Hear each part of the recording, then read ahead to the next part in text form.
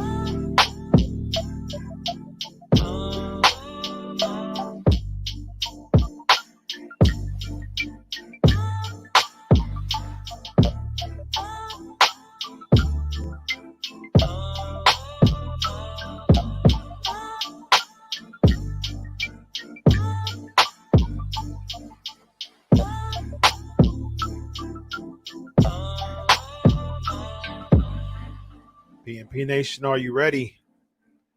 Wrench Mob, are you ready? All right, ladies and gentlemen, you know how we do it in here. Without further ado, Pancakes and Powerslams, episode 429. Let's go!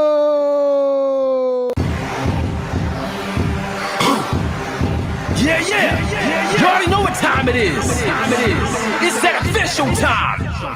Where we take this worldwide. Let's go.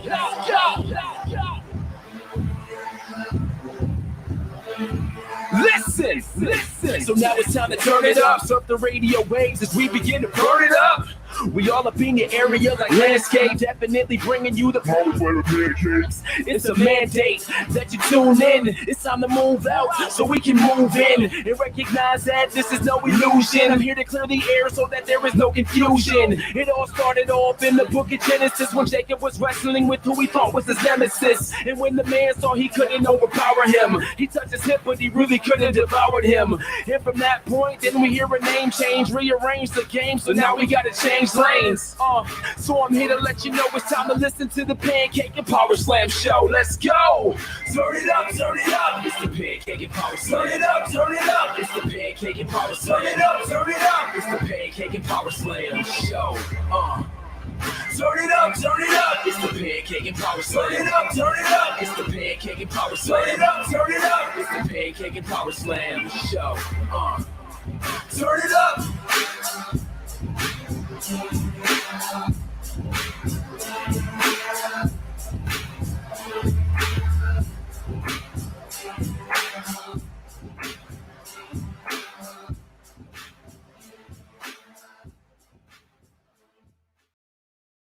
All right, ladies and gentlemen, episode 429, Pancakes and Power Slam show. We have a lot to talk about tonight.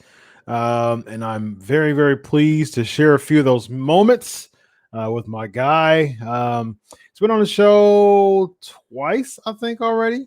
But of course, that was wrestling related. And we're going to have a good conversation today. I just want him to share his thoughts about how he feels about everything that's going on right now. There is quite a bit that's going on, and I want to bring him on to have his kind of say. I get a lot of people that listens to the show a week, typically between 4,000 and 6,000 listeners a week. So I have a pretty large platform. For him to do this. Of course, Ring of Honor is a huge platform. It's global. It's all over the world. But I do want him to use my small platform just to discuss this matter. We discussed it a little bit on social media, but I definitely appreciate his input, and I appreciate just his contribution to sharing it with me and discussing the matter with me. So yeah, we there's a lot going on right now with George Floyd, and then I'm really big in I'm in ministry, and there's some pastors with Freudian slips right now that we're trying to clean up. So it's a lot going on right now. So without further ado, let's bring my guy on. Shane Taylor, how are you tonight, sir? I'm good, brother. Thank you, man, for having me on. Awesome, man. Awesome. So yeah, for those who, like I said, I shared before, you've been on the show a couple times. We talked wrestling. We've met. I'm from Columbus, Ohio, and met you in Express Live. You and my good buddy Ronnie, and so yeah, man. We interacted. We're Facebook friends, and so we interacted a bit just about the George Floyd situation regarding the rioting, the looting, and I just really kind of want to open up the platform just to get your thoughts on just everything that's going on and how you feel about it. I do want to use this platform as a space just for people like you who are big names or who are notable names within the pro wrestling community, and as a black male. I definitely want to open this space up for you to just share your thoughts, man. So go for it.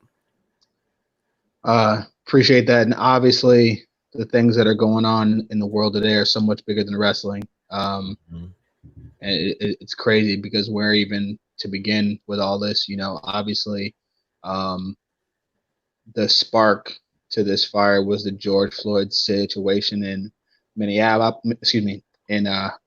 but we all know that this has been going on for decades, for generations before this,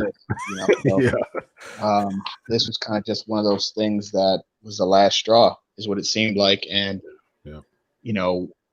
I didn't want to watch the video for the longest time because I feel like as Black people, it's not good for us to continue seeing ourselves killed over and over again and replaying that trauma damn near every day. Like, that does something to you.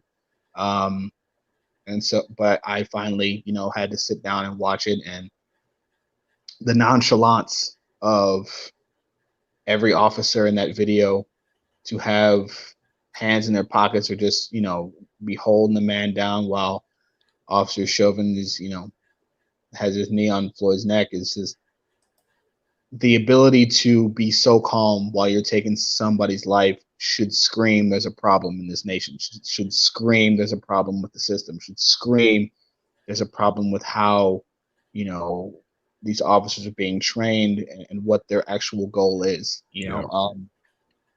and the simple fact that you can see so many people, while there are so many people who are finally starting to see, thanks to social media, they get to see glimpses of what it's like for us every day here. But you're also seeing just how many people are willing to fight to keep a status quo, how many people are willing to fight and try to counterpoint and try to dismiss every real grievance that we have. And it's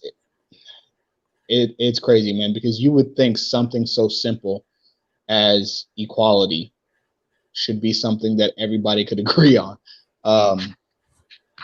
But this is the world we're in, you know, and now you've obviously have had protests for a few weeks now. You've got the police there, you know, knocking down old people in New York and shooting children in the face with rub or bullets, and, you know, attacking peaceful protesters, and conflicting news reports about, you know, who's doing the rioting and then the looting. And yeah, it's and you just see so much hatred being thrown out that it's disheartening. And one of the things that we have to remember is we can't allow this situation and this message to be hijacked or changed or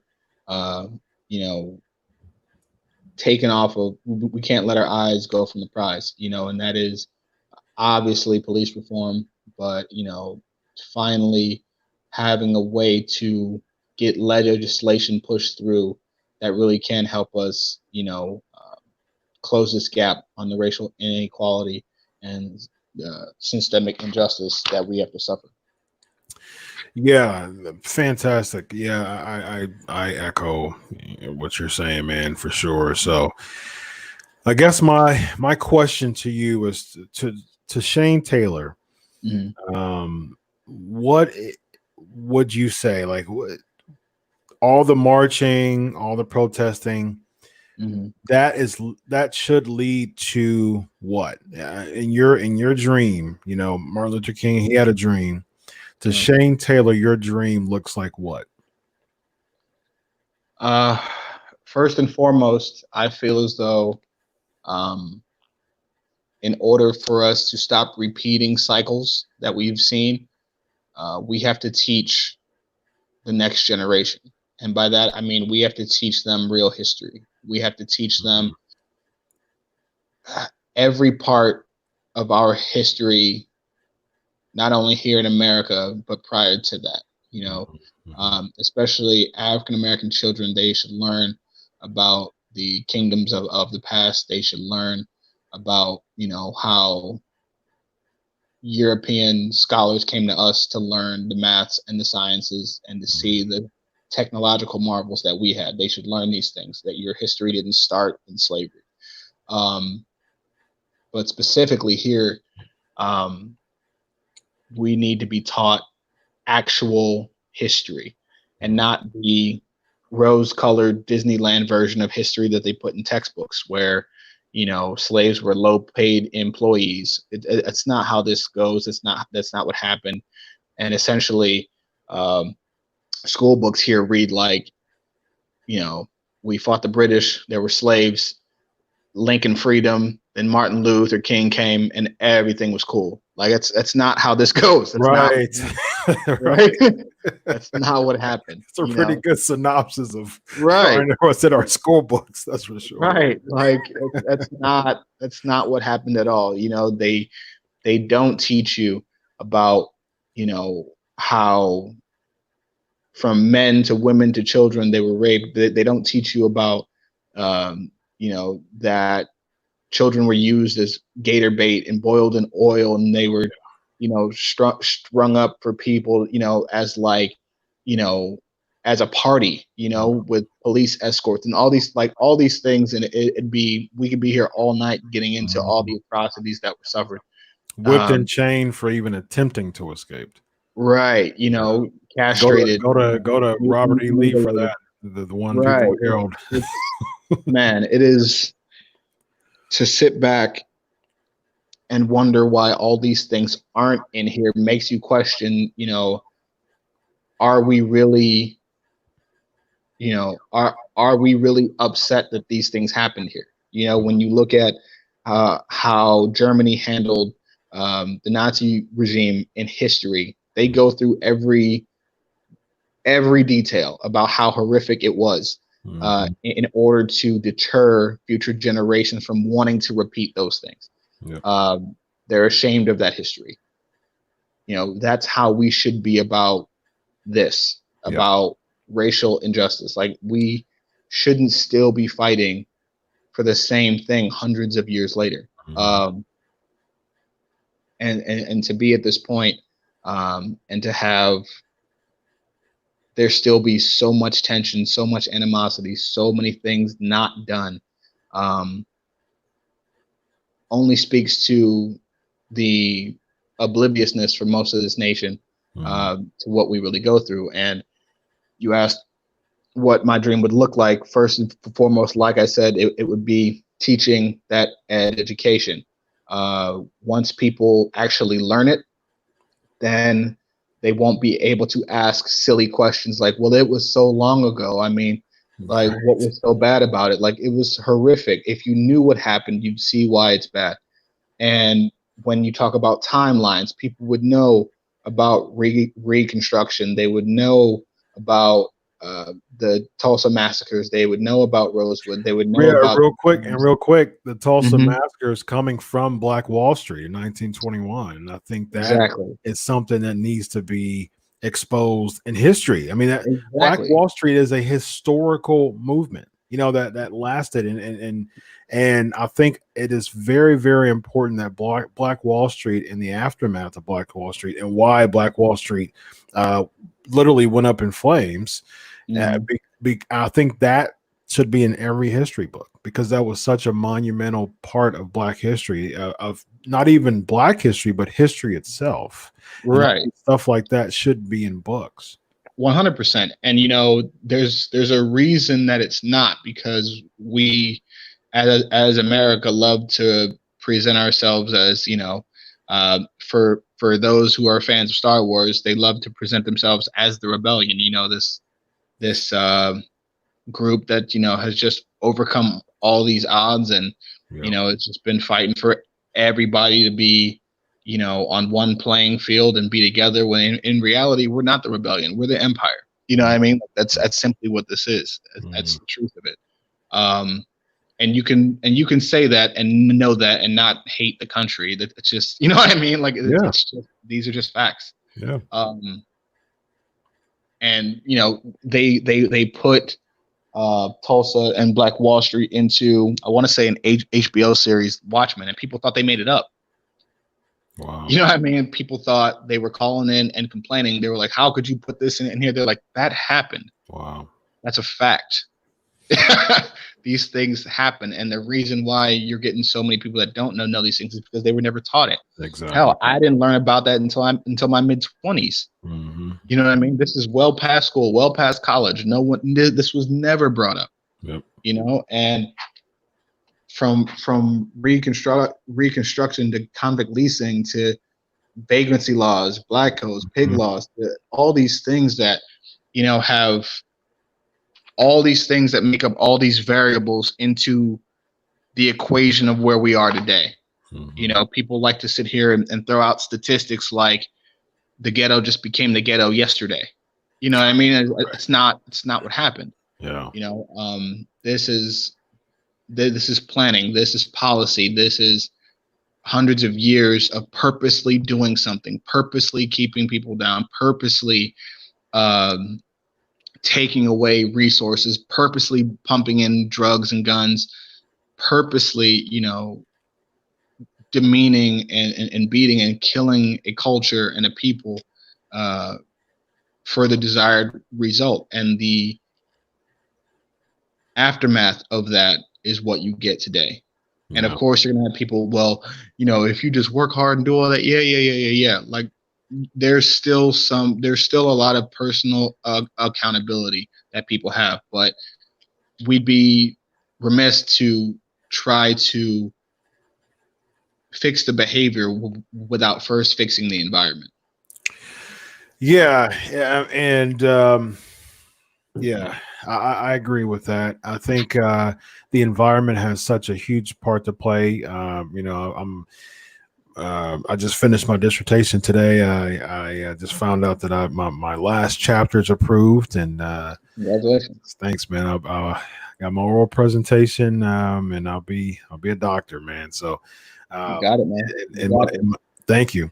In my forensic psychology field, I'm studying and have studied in depth as far as forensic psychology when it comes to cultural, socioeconomic, socioethnic relations, and just the just neighborhood statistics, just redlining, back in 1988, and all the implicit biases that come from redlining and the importance of neighborhood policing. But it's crazy because in neighborhood policing, or community policing, it has statistically done so much reduction in crime in high crime places like Camden, New Jersey, and Camden is actually one of the biggest high crime places.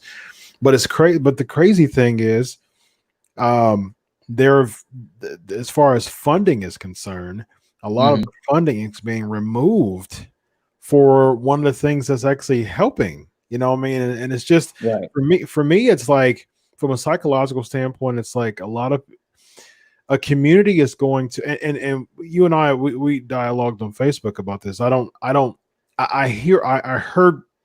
heard what you said, and I understood your lament. I don't agree with looting and rioting. I think it's counterproductive. But at the same time, I do understand the hurt. And typically when people are hurt, they either retreat or they lash out. And so, and it's so at this point, it's like, I get it. It makes me upset. It grieves me because I want progress. I want forward movement. But at the same time, I do understand that there is a hurt, and there's been a hurt. And the more people don't recognize the hurt, and there's been a lot of progress and a lot of good things that has happened within the past few weeks. I've had a lot of conversations. I've had white friends from my church. I go to a church that's majority white, and a lot of white friends from my church have reached out to me personally. I've had dinner with them, and they've asked me questions. And I'm like, I think the biggest thing, and they said, "What can I do to help?" And I said, one of the biggest things that you can do is to inform other people of the implicit biases that still occur in this nation. And, people speak against systemic racism, that doesn't exist. That's a bunch of bull crap, because as long as implicit bias exists, systemic racism exists, because essentially with that, it feeds systemic racism, because essentially when it comes to, talking about neighborhoods, redlining basically gives people, it basically creates a kind of like a big alert that's really a community that you don't want to put your dollars into. You know what I mean? Right. That you don't want to assist socioeconomically, that you don't want to help socioeconomically. They kind of have to take up the scraps and just kind of do it themselves and see how it goes. You know what I mean? That's how redlining was. I mean, it still is. And I think those implicit biases and the perception of people in redlining areas is very low, and that's unfair for them, and it kind of trickles down generationally, and with the redlining, that's how loans were given. And that was a big purpose of loans being distributed, loans being approved. Loans were less statistically loans are less likely to be approved in the redlining area.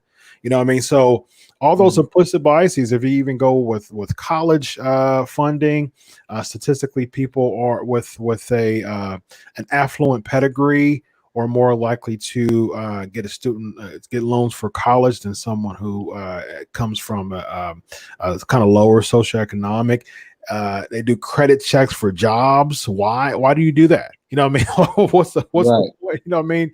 And of course, like you said, that the responsibility individually is important. I'm a big advocate of that. I'm a big advocate of individual responsibility, but at the same time, I think it's ridiculous to dismiss just the issue with systemic and individual racism. Instead, I always say this: if you're ignorant, it's okay, but don't make bold claims or bold assertions based on ignorance. Just say you don't know.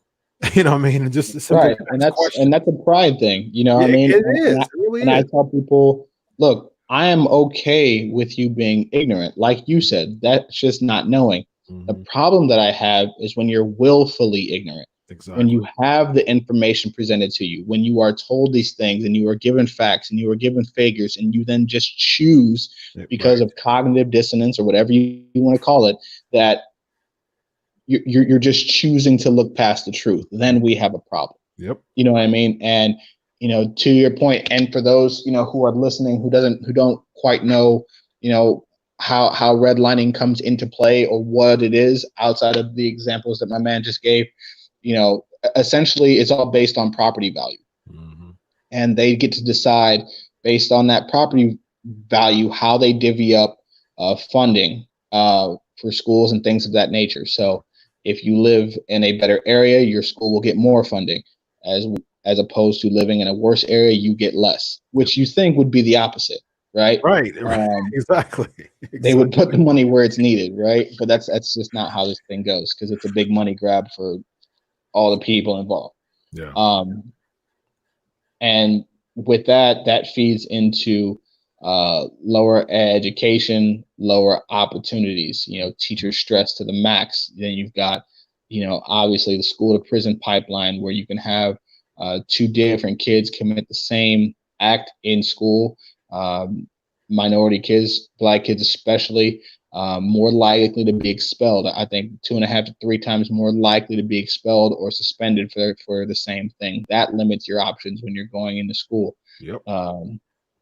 And then that leads to other things, you know, whether if you're out of school, you've got very few options left. Mm-hmm. You know, you're going to do what people are doing around you. You're going to do what people, you know, are showing you that is out there. Especially if you feel accepted, you know what I mean? Because exactly. And that gives rise to so many more problems, you know. If someone's 17 years old and got expelled from school, and you know there's a group of drug dealers that, you know, puts them in the fold and say you can do this, and that, there's an extreme likelihood, because we are communal beings, you know what I mean? We're just community beings. There's all types of communities. There's the police community, there's the Black community, white community. We're just communal beings. Right. And someone would feel accepted because, you know, he feels ostracized, and he comes here, you know, he was offered, and there's a likelihood that person will feel accepted. So that increases crime rate, as far, you know what I mean? So and it's a tree. You can just peel layer after layer after layer, and right. A lot of the root of it comes from redlining, you know what I mean, and just the hurdles that communities have to deal with because of being victims of redlining, and just overall perception. I mean, just again, it goes back to implicit biases. There's statistics that in Georgia that show, as far as people are more likely to receive funding for college. I mean, there's statistics of people who are more likely to receive a job offer because of their name sounding white. You know what I mean? And I think there's so many things, and these things need to be informed, and people need to know about these things, for one. For two, they can't turn a blind eye on them, and they should be embracing the knowledge to understand and share it with their peers. You know what I mean? Yeah. Because a lot of times an older white guy, you know what I mean, they're like, okay, well, you're just hurt and blah, blah, blah. But if someone is willing to listen, and they have a peer of their same color, the same community, saying, yeah, you probably didn't need to listen to that, because, you know, I had a good conversation with him over dinner, and I learned a whole lot of stuff because I was willing to listen. And let me inform this to you now, so you can just kind of open your mind to it as well. So I think for me, that's where the growth comes in, as far as the education of it, and just a willingness to be educated. Oh, of course. And you know, it all breaks down to education and economics. You know what I mean? When you get high crime, you know, and I have, and you'll get those people, well, how come 13% of the population commits 50% of the murders? It's like, first off, like, and this is why I hate stats in a vacuum. Mm-hmm. I hate stats with no context, because you're just throwing out numbers to make yourself seem right when you're not accounting for the fact that most of that percentage is gang violence. First off, that's Mm-hmm. not just your average person. Secondly, you know, you're not taking into account the fact that all of those go by conviction rate. Mm-hmm. And it's much easier to convict poor people than it is middle class or upper class people. And especially when you're concentrating on one area, you're going to find more things wrong. That it's just, Yep. Those are just facts. Yep. Right. And so when you look and you see that the actions that people take are roughly the same across the board, drug use, the same across the board, yet one group is arrested more, convicted more. Mm-hmm. They are given harsher sentences. You know, they are, you know, have then a higher rate of recidivism to go back to prison because of the same things that we just talked about. Yep. My it seems like a dissertation on never-ending recidivism, cycle. actually. You know, like one mistake can essentially end your life, and we have to be damn near perfect, you know what I mean? Damn near perfect human beings in order for society to look at us and go, okay, their death was wrong. Mm.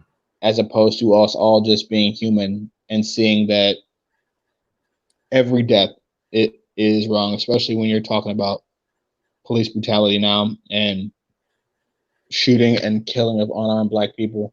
Yeah.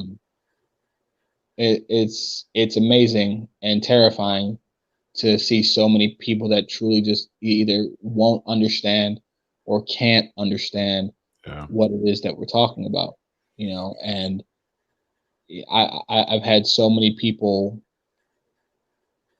that I've had to argue with about why force shouldn't have been used in situations that they're trying to justify it in. Even with this latest case that I want to say was in Atlanta again with Rashard Brooks. Is that it?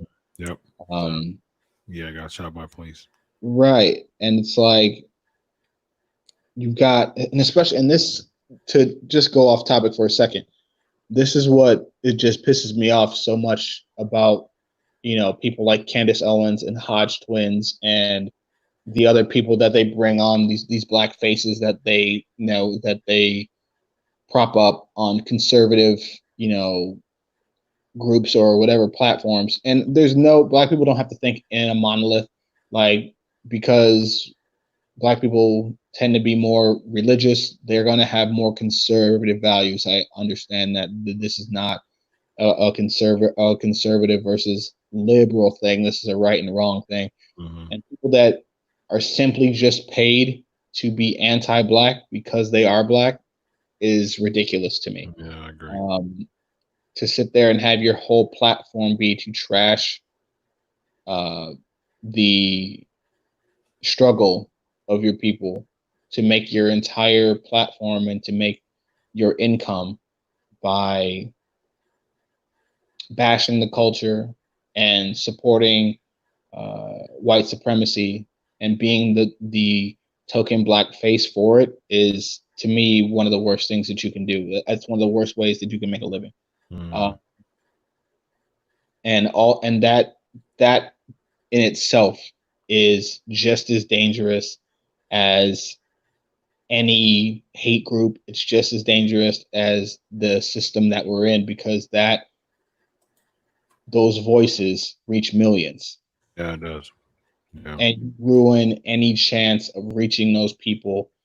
And you're simply just allowing another generation, another group to continue to be ignorant and continue to justify the atrocities that we see. Mm-hmm. Yeah. And the irony of all that being, those same people will gladly remind you of who you are the second you step outside of telling them what they want to hear. Yeah.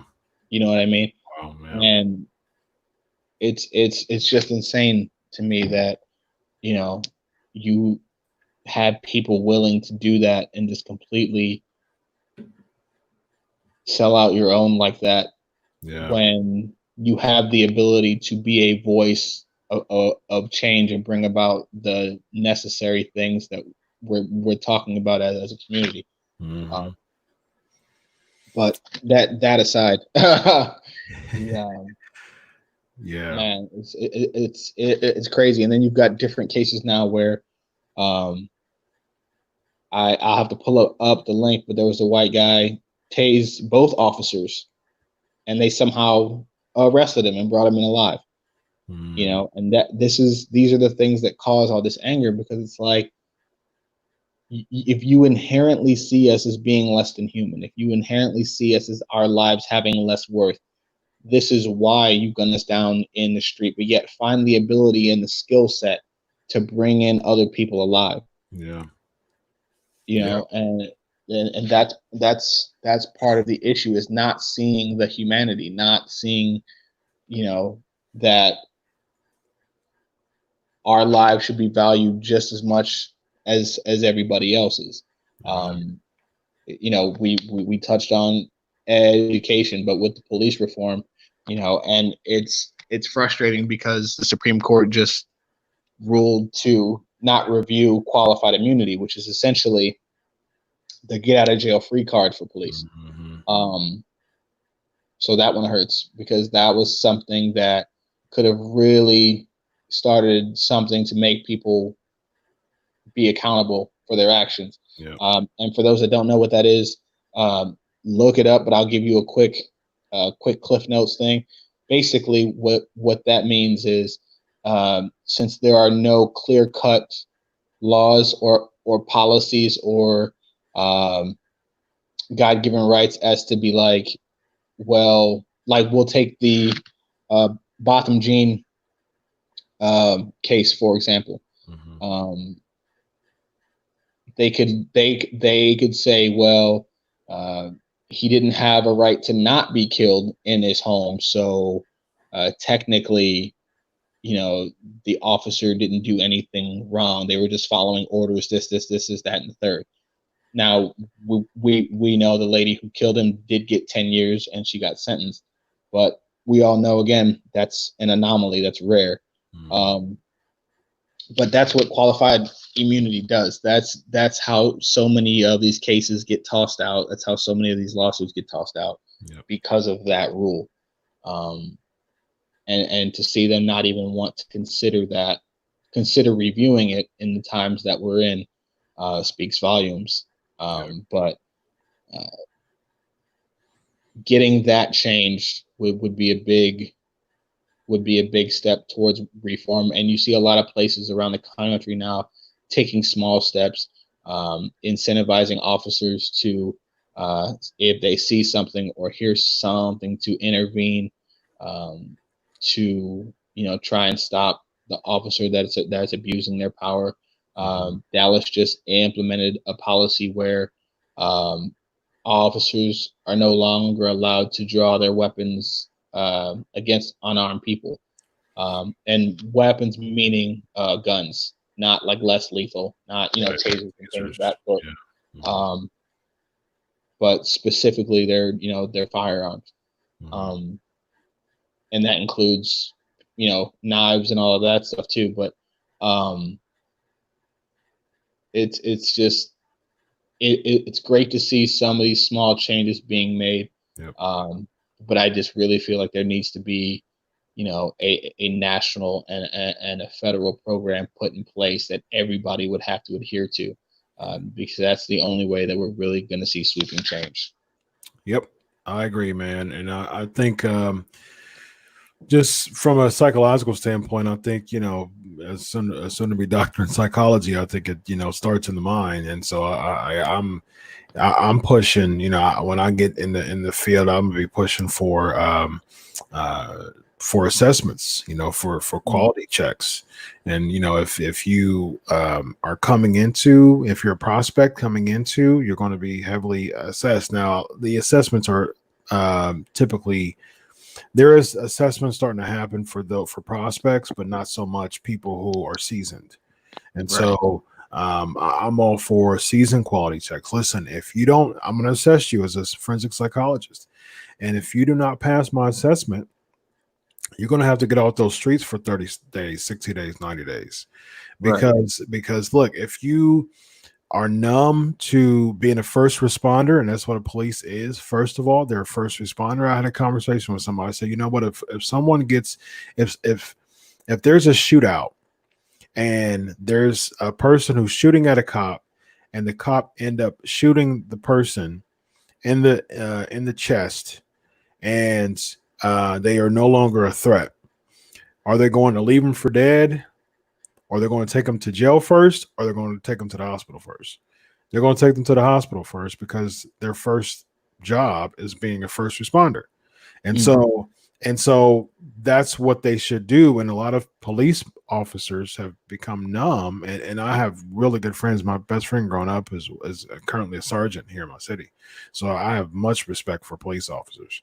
I think the thing is, a lot of the problem is that those who are seasoned and those who are numb, who are those who came in just who wasn't mentally ready or capable to deal with racial relations, who was raised up a certain way and don't even know how to communicate with Black people, and they become intimidated by them. You know what I mean? Those are all important factors that we should consider when it comes to bringing people on those streets. And then, you have, like you said, those immunity factors. And so they can come in being deficient mentally and emotionally, but then they're off the hook, when they commit a crime that shows their mental and emotional deficiency and cultural deficiency.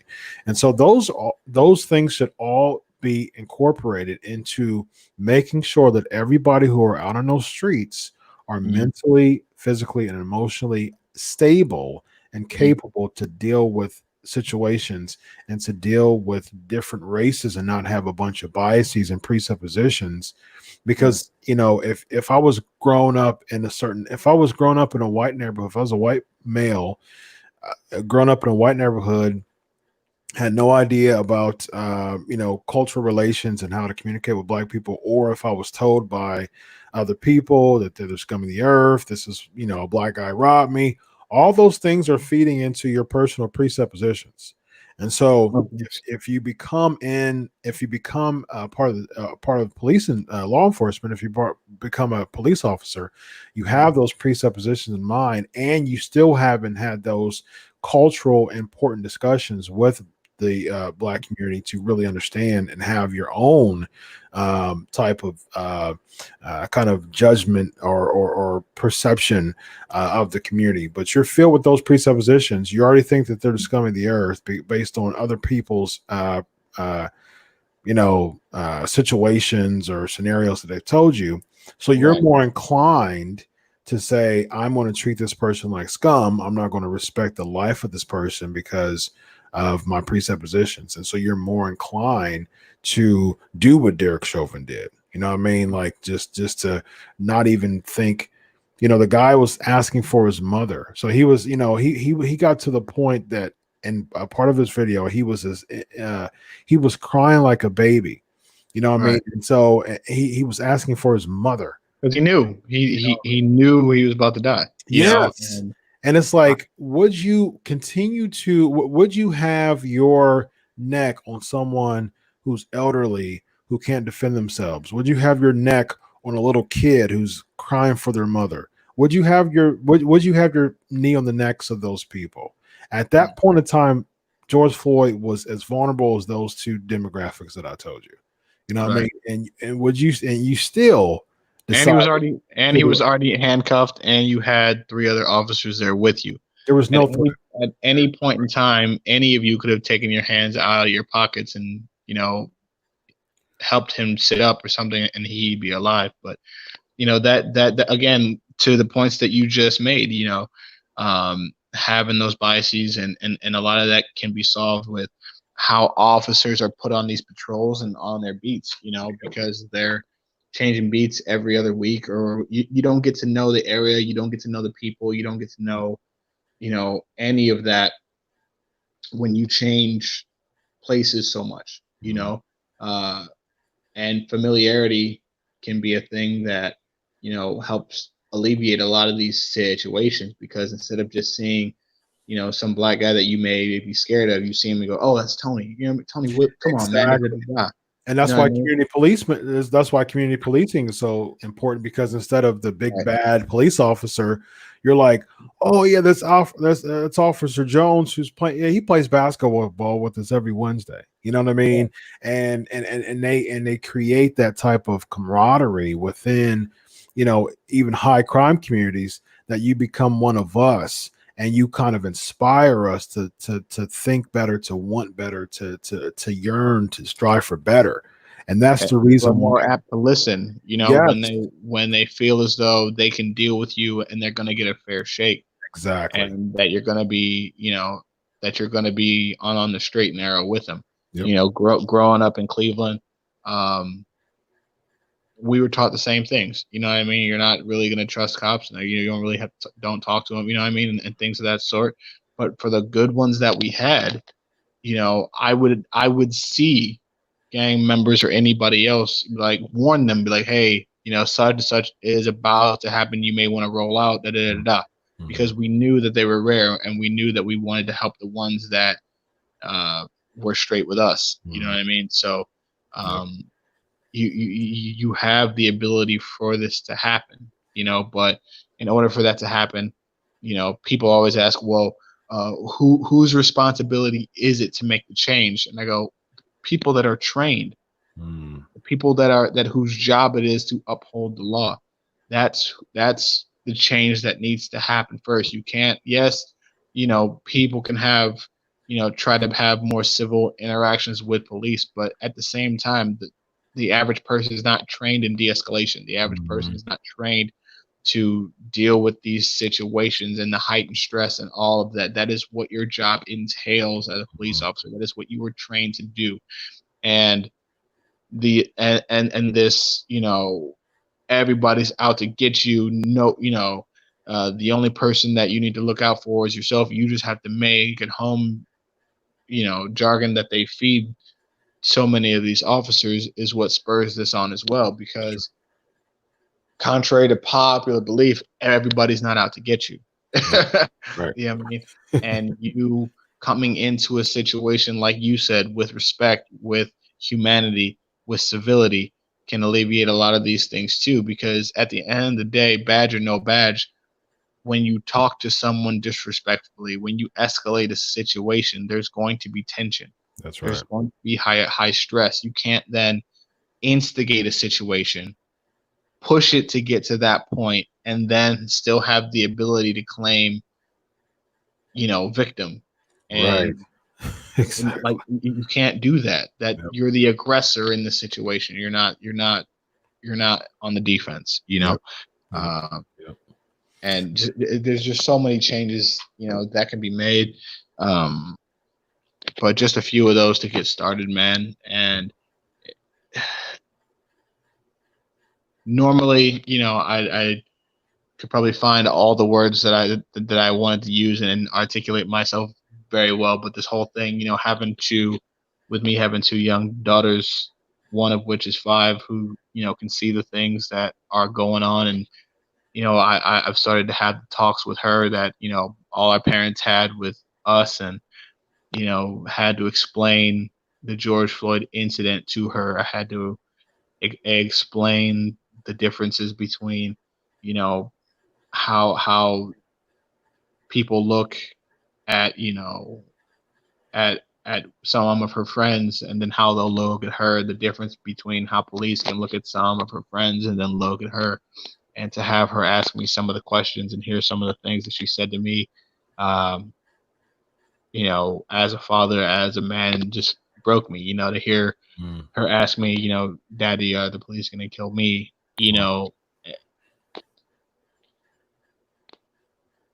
and the best thing that I could say is not while I'm around. You know what I mean? And Wow. to just feel, you know, to just know that one day I'm not going to be able to look out for her. You know what I mean? She's going to be out in the world one day by herself. You know, I'm going to prepare her for that the best I can. Yeah. But that's the world that I'm sending her out into. Right. Right. It's no different than the world that our parents sent us into, or their parents sent them into. And, you know, it's got to change at some point, man. It's got to. Yeah. Good stuff, man. Really, really good stuff. Few questions. If you can just, you know, answer, you know, within just a few thoughts on it, just a few quick thoughts on it. Robbie's asking if you could address the youth today about what happened. What would you say to them?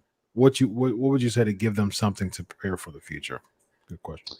If you could address the youth today about what happened, in which instance is this, the George Floyd or? Yeah, I mean, yeah, you can use George Floyd. Yeah, George Floyd. Oh man, I'd say the best way that you can prepare is to know the laws of our nation, to know in what city you live in, what the penal codes are, what you can and can't do, what they can and can't do. Knowledge is power. Learn the laws, learn the statutes, learn the penal codes, learn all of those things. Learn when to ask for a supervisor and things of that sort if you feel things are going to go left. You know, and do your very best to just make sure that you make it home. You know, that you make it home alive. You know, one of the things that I was taught is you can beat the case, but you can't beat the ride. You know what I mean? So if it's a situation in which they are gung ho about taking you, then you know, then you go and you deal with it, you know, through the courts. But prepare yourself. You know, prepare yourself with knowledge. Prepare yourself, you know, with every possible scenario that you can think of, and you know, be calm and confident in that. Good stuff.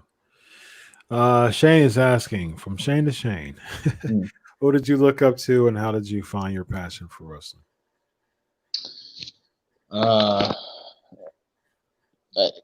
There could be so many people at different points in my life, but I think the main person would probably be my father. You know, to see where his life was and where he took it, and what he's done for himself, what he's done for me and my brothers. He's Superman to me. So he, and you know, a lot of people around us, my family in general, were always big wrestling fans. So to be able to lose ourselves in that world for just a few hours a week, with all the BS going on around us and the drugs and the gangs and people dying, like to be able to lose ourselves in that, that's what made me fall in love with wrestling, because I wanted to bring that to another generation. I wanted kids sitting at home in cities like Cleveland and all around the world that were like where I grew up, to be able to see me on TV, showing them a positive image of what a black man is and what we stand for, and what we can be outside of the stereotypes that happen a lot in this sport. So that's where my passion came from. Yeah, that's good. Elvis is asking, what do you think when President Trump wanted to hold a rally on June 19th in Tulsa, but was forced to change it to June 20th? Stupid. But again, this is why. And when you look at his cabinet and the people around him, and you see the lack of diversity, these things are going to happen. To be completely, you know, oblivious of what that signifies, that you're going to hold a rally on Juneteenth in Tulsa. That, I mean, you can't be more tone deaf than that. You can't, especially in today's climate, you know. And I'm not buying, oh, well, we saw that it was conflicting, so we changed it out the goodness of our hearts. No, that's a calculated move to go, hey, that's going to cost you votes. If you do that, you may not want to do that, and so by no stretch do I think that was an earnest from the heart move, but that's just you can't let things like that go. Yeah.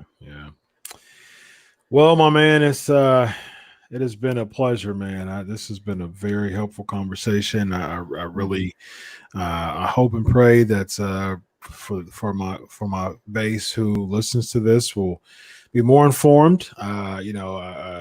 Frequent a weekly person of the show who's Black Mo. He said he didn't even know about Black Wall Street until this conversation. So that's what I mean. It's crazy. Yeah. And he's in his 30s. He's in his 30s. So yeah. Yeah.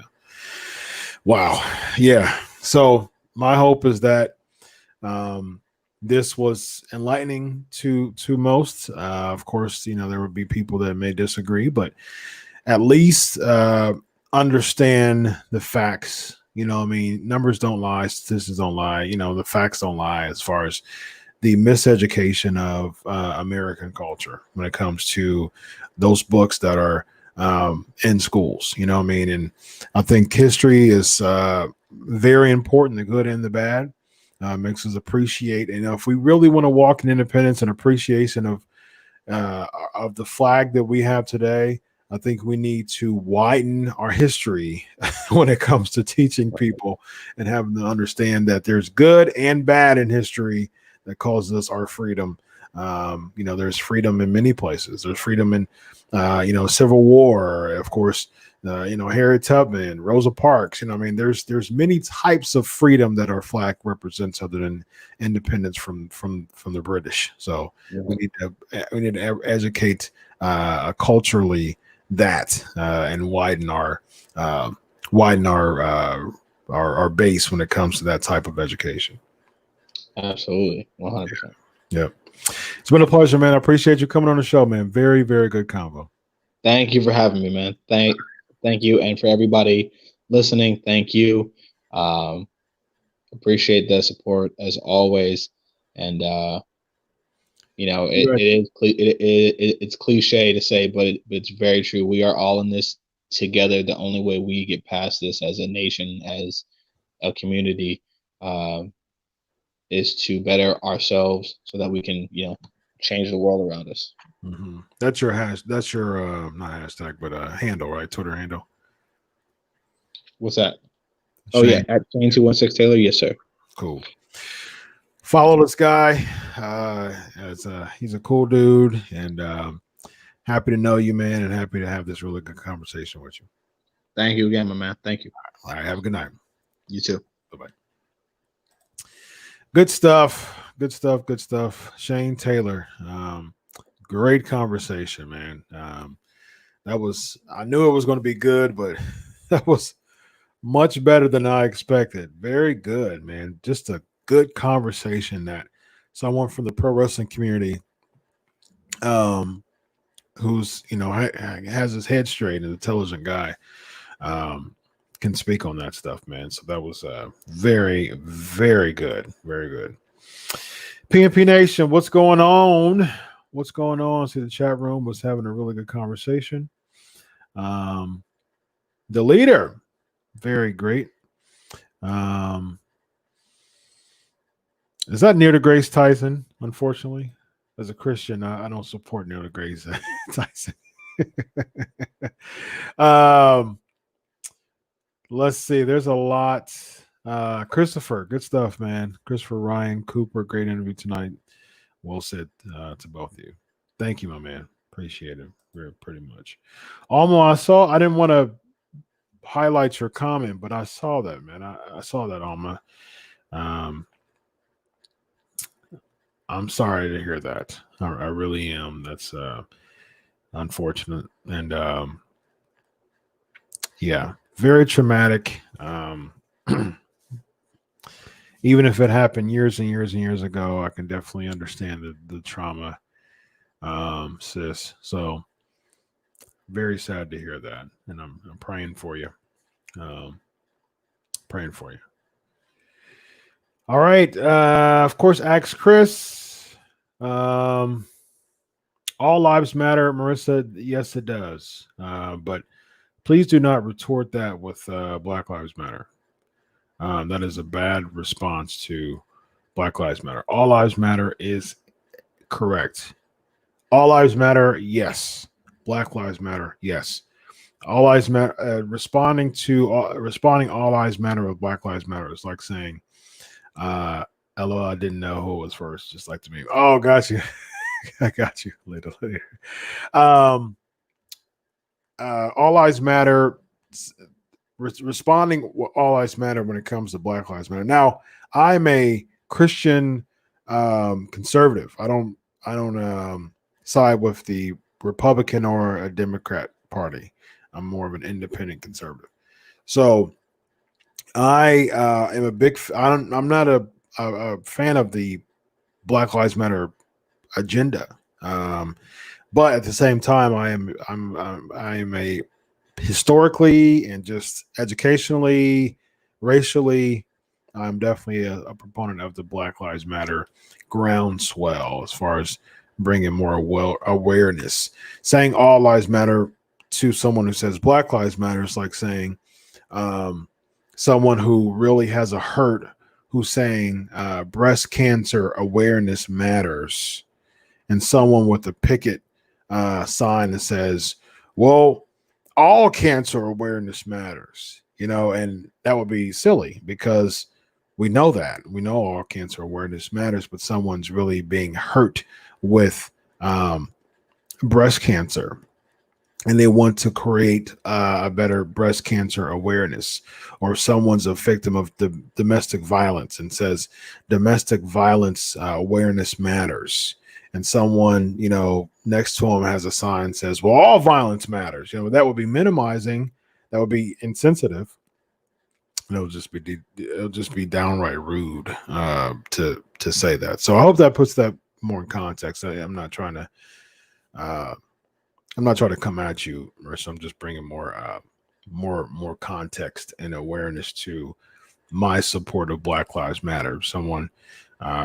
If someone says,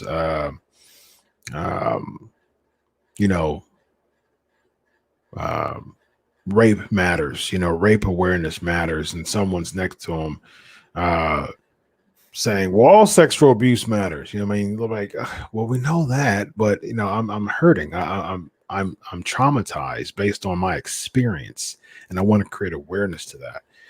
So I think that's very important to add a better context to what the non-political Black Lives Matter agenda is. All right. A lot of Ask Chris questions. A lot of good Ask Chris questions, actually. Are we going to talk about Backlash, Marissa? You won the headline for this week. We're going to talk about Backlash here in just a moment. My pleasure, Robbie. The comments like this right here. This is progress right here. This right here.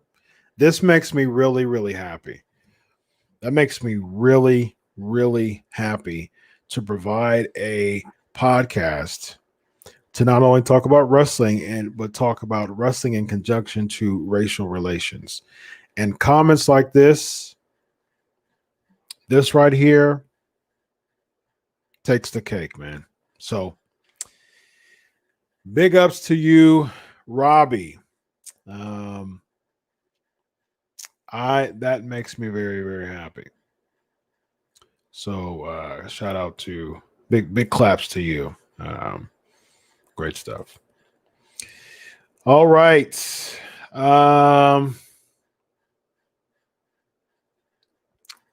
Lots of stuff. Robbie, welcome Robbie to the show. We just had former Ring of Honor world champion World TV Champion Shane Taylor on to talk about some racial relations. Rob, it looks like Robbie is new to the PNP Nation. Welcome to the Pancakes and Powerslam show. We have fun. I'm Chris Featherstone. I'm a journalist. I freelance for Sports Illustrated. I freelance for Fox Sports. I was a featured columnist for Bleacher Report for over 3 years. I've written you name it. I mean, I wrote for Wrestling Inc. for 6 years. I wrote for WrestleZone. I wrote for Wrestling News. I wrote for What Culture. I've written for The Inquisitor for a while, Sports Kita for a while. Man, I've been everywhere. I'm sure I'm missing some places. PW Mania, I wrote for them. Yeah, I've written for everybody. So, and every single person, I have a pro wrestler interview here every week, Robbie. So come join us. For the past 4 years straight. This show is 429 episodes so it's been 4 years and almost 5 months. No, 4 years and almost 3 months. I'm sorry, 8 years and almost 3 months. So the show has been straight from first every single week for straight since April 3rd, 2012 was the very first show, and every single week straight, 429 weeks straight, we have had a show, the Pancakes and Powerslam show. And for the when I first started, I would have an interview. It would just be, we would talk about wrestling, Raw and SmackDown, and just some goings on, some headlines. And then I started bringing interviews around episode 50. And I would have an interview once a month, and then I'll start to do it twice a month. And then for the past 4 years straight, I've had an interview, a wrestling interview, WWE, NXT, ROH, Impact, NWA. I've had an interview every single week for the past 4 years straight. So this week was Shane Taylor, and just type in Pancakes and Powerslams to view the archives of who I've interviewed. I've interviewed 12 WWE Hall of Famers, including Goldberg, Booker T, Ricky Steamboat, Tito Santana, Bushwhacker Luke. Who else I've been interviewed that's been a Hall of Famer? Oh goodness, I know I'm missing. I counted 12. I don't remember. Remember the 12, but 12 WWE Hall of Famers. Teddy Long, I've interviewed Teddy Long too. And then I've interviewed Eric Bischoff a bunch of times on my show, Vince Russo a bunch of times on my show, just a bunch of names, just a bunch of names. So yeah, I interview people all the time, and I get the scoops. I was the one who broke the news about Jinder Mahal returning. And I knew about Brian Cage, and yeah, so I broke some scoops recently because I've got a good Rolodex of contacts. I've good relationships with people I've interviewed over the years. So yes, Brandon. So welcome to the show, Robbie. I am a man of many hats. I am, absolutely. Very, very much.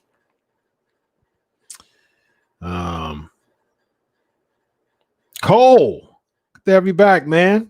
Living in the South is like talking to a brick wall about race, even for a white man. It's just terrible down here. Sad, very sad, very, very sad. That is unfortunate. Cole says hi. Great to have you, man. It's been a while.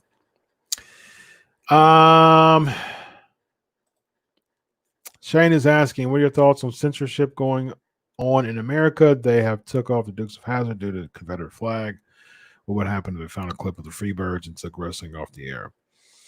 Well, let me tell you something, man. I don't give a snot about taking free birds off the air in exchange for the brutality that comes with the Confederate flag. So that can, you know, any free birds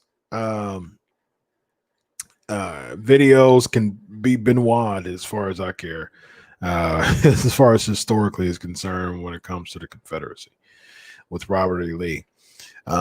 So, you know, and I understand that I'm more lenient if someone, you know, is like some type if is a heel, brings the Confederate flag or something like that, and just gets beat up by the good guys because they're viewed to be the bad guys, and they get beat up by the good guys because it's a, you know, there's suspending reality, but you don't want to cross the line. You know what I mean? It's like let heels be heels, but at the same time, there's a fine line between being a really good heel and then crossing the line.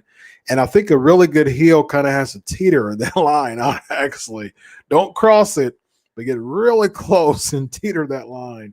So I think there's some decorum. There's some overall wisdom when it comes to how far is too far. But as far as censoring stuff, I mean, I'm all for taking off, removing the Robert E. Lee statues. I mean, this isn't the first Robert E. Lee statue, the one that was in Virginia. This wasn't the first one that was removed. I'm all for it. I mean, I think at the end of the day, if people really understand historically what stuff means, I think that they'll be more inclined to support the removal of it.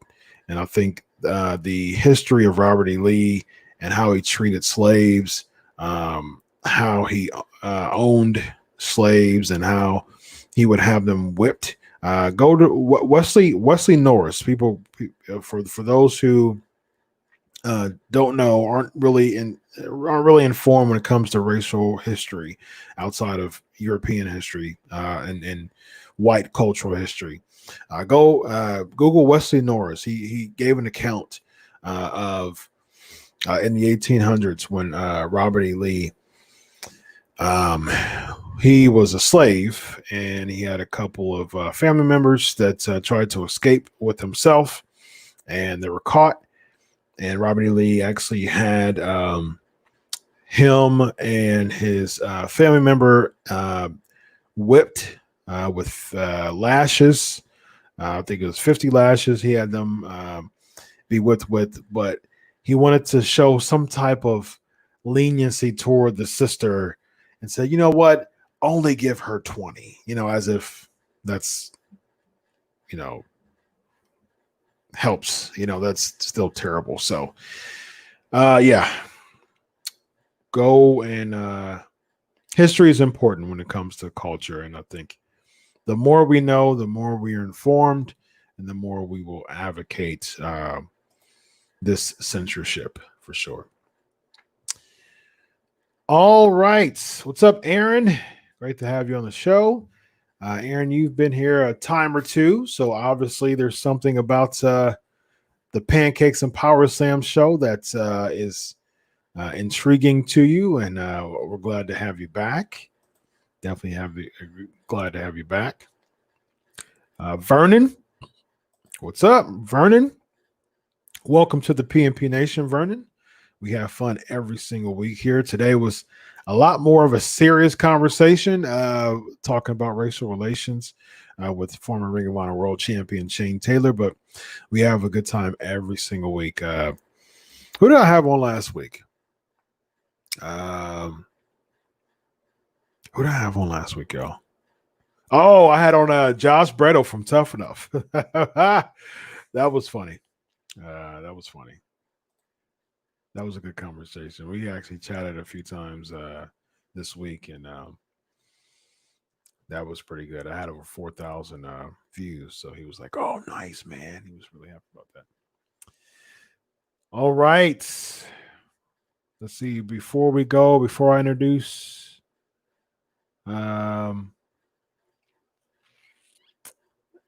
Let's see. Of course, we're going to talk about Raw and SmackDown. We got some few headlines. There was a couple good Ask Chris questions. Mo, that's one. We'll talk about, that's a headline that we'll talk about. My first interview was Elijah Burke. Actually, my first interview was my dude Onyx. He's a independent pro wrestler. He's real big in the independent scenes locally. And his name is Onyx. Real name is Sean. Goes by Onyx. See when I interviewed Onyx.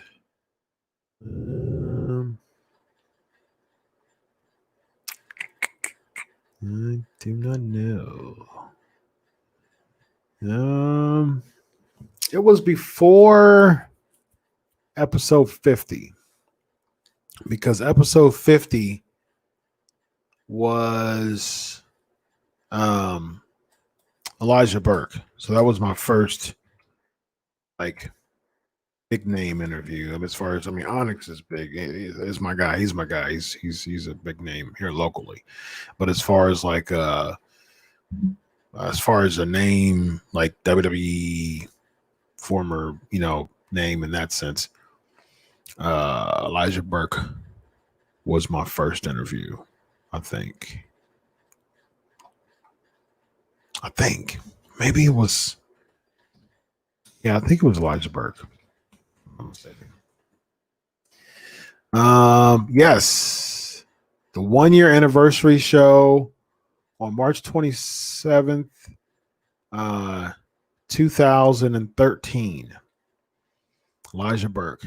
He came for the 1 year anniversary show. March 27, 2013. And then after that, Crimson, I believe. That was later. That was August the 14th of 2013. And before him was my second big interview was Tyler Rex, I believe it was. No, that was that. He was episode 100. So it was Elijah Burke, Crimson, and then Tyler Rex. Yeah. That was my first 3 big interviews. Yep.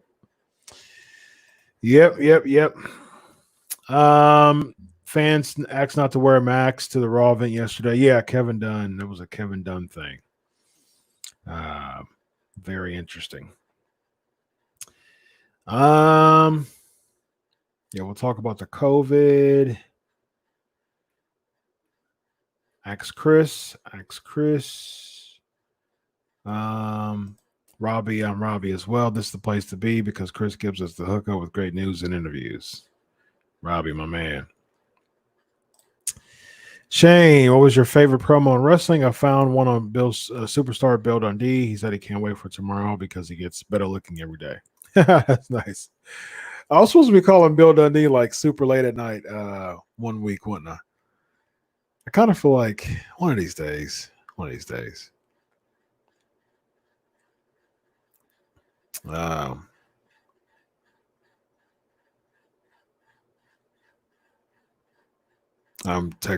Shane just texted me. Responding to his text. Yeah, so Bill Dundee. I wonder if he's still up, man. I'm gonna call him one day late at night. Just do a real random call. Bill Dundee is one of those people who always answer my call. He always answers my call, man. He's one of those guys who always answer the phone when I call him. Hey, Chris, how's it going, man? How you doing, mate? That's every single time I call Bill Dundee. Hey, Chris, how's it going? How you doing, mate? I'm doing okay, man. It's I got it ready for my next match going on here. I'm talking about August. Probably I'll be able to go back into the ring, mate. That's all he talks about on the phone with him. There's a few people who always answer my call, and Bill Dundee's one of them. Brian Cage is typically he usually answers or calls back. Marty Elias he either sends me random texts all the time, asks me how I'm doing, or if he doesn't answer, he'll text me back or call me back. I'm trying to figure out who else is really like on it when it comes to like getting back with me. Bobby Fulton's another one who's like on it with getting back with me. JTG's another person who's really on it with getting back with me. So good stuff. All right. So without further ado, let me bring in the co-host with the most. My guy, Evan Tech Proud. How are you tonight, sir? What's going on? Did I just hear somebody talk about numbers? Numbers don't lie. But for TMI, I'm here. Talk about numbers. It is yes. What is it? 7 years and 11 months for me. About to be 8 years for me. Being a professional broadcaster. Nice, so congratulations. Yeah, July the 3rd. Congratulations. The annual. Oh no. It's a day after my birthday. One day. Good numbers. Good stuff. Got great numbers. You defeated my streak. I had a 3.5 year streak of actually back in the day I did 2 shows a week. I had 2 guests a week and had at least 1 guest per show. Mm-hmm. So my episode title, don't even ask. I'm at least 580 episodes. Nice. 2 days a week. Yeah. The other stuff, the other networks. And between us, Featherstone, man, we got literally almost close to 1,000 episodes of content. Awesome. Yeah. Hall of Fame people we interviewed. Yep. The late great Mean Gene Oakland, Goldberg, Jeff Jarrett. Yeah. Oh yeah. I'm glad you said. Yeah, we both got Jeff Jarrett, both Bischoff, both Russo. Yep. I didn't interview him on my show, but we had a lengthy talk. Cornette. This is the thing, guys. We done interviewed so many people: WWE, TNA, Impact, whatever you want to call them, New Japan, Ring of Honor, ROH, independent shows. My man Shane Strickland, Shane Swerve on NXT. I've followed him for 10 years. Mm-hmm. Remember when he had a crew cut before the dreads? Remember when he was giving birth to his kids? So you and I know Flip Gordon interviewed him when he literally started. So you and I, brother. Yep. My first interview ever, first guy I ever interviewed was Kenny Bolin. Oh, okay. Kenny Bolin tried to do me dirty a little bit, man. Because really? Yeah, because I didn't want to interview him, but like he kind of did me dirty a little bit.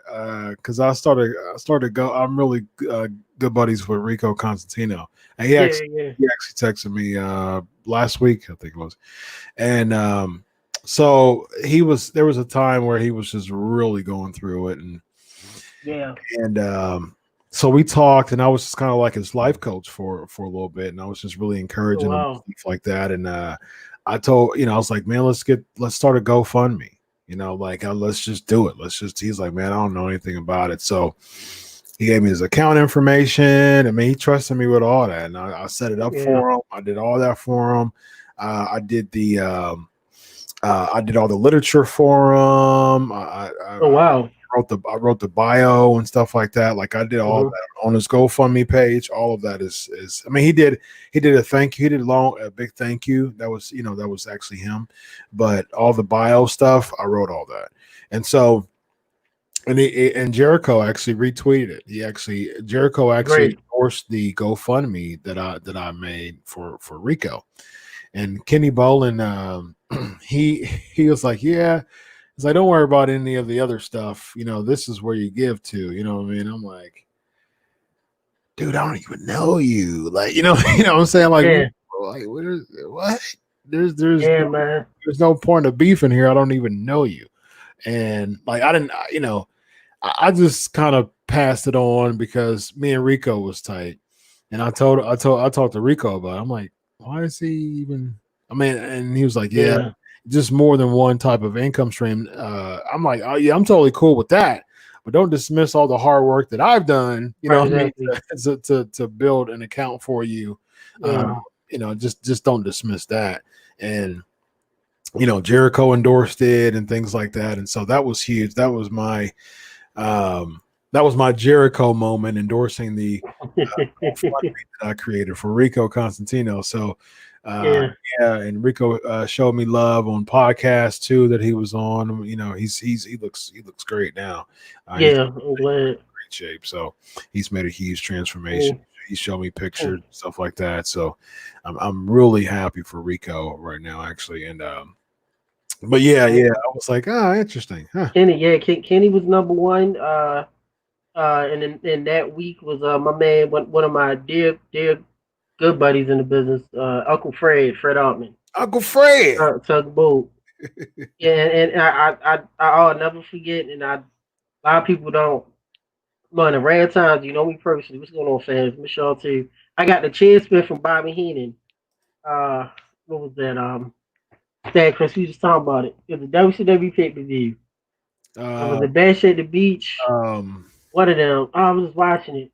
He didn't have his chair turned just like I did to the camera. And Shivani was like, it was Shivani, Heenan, and Dusty.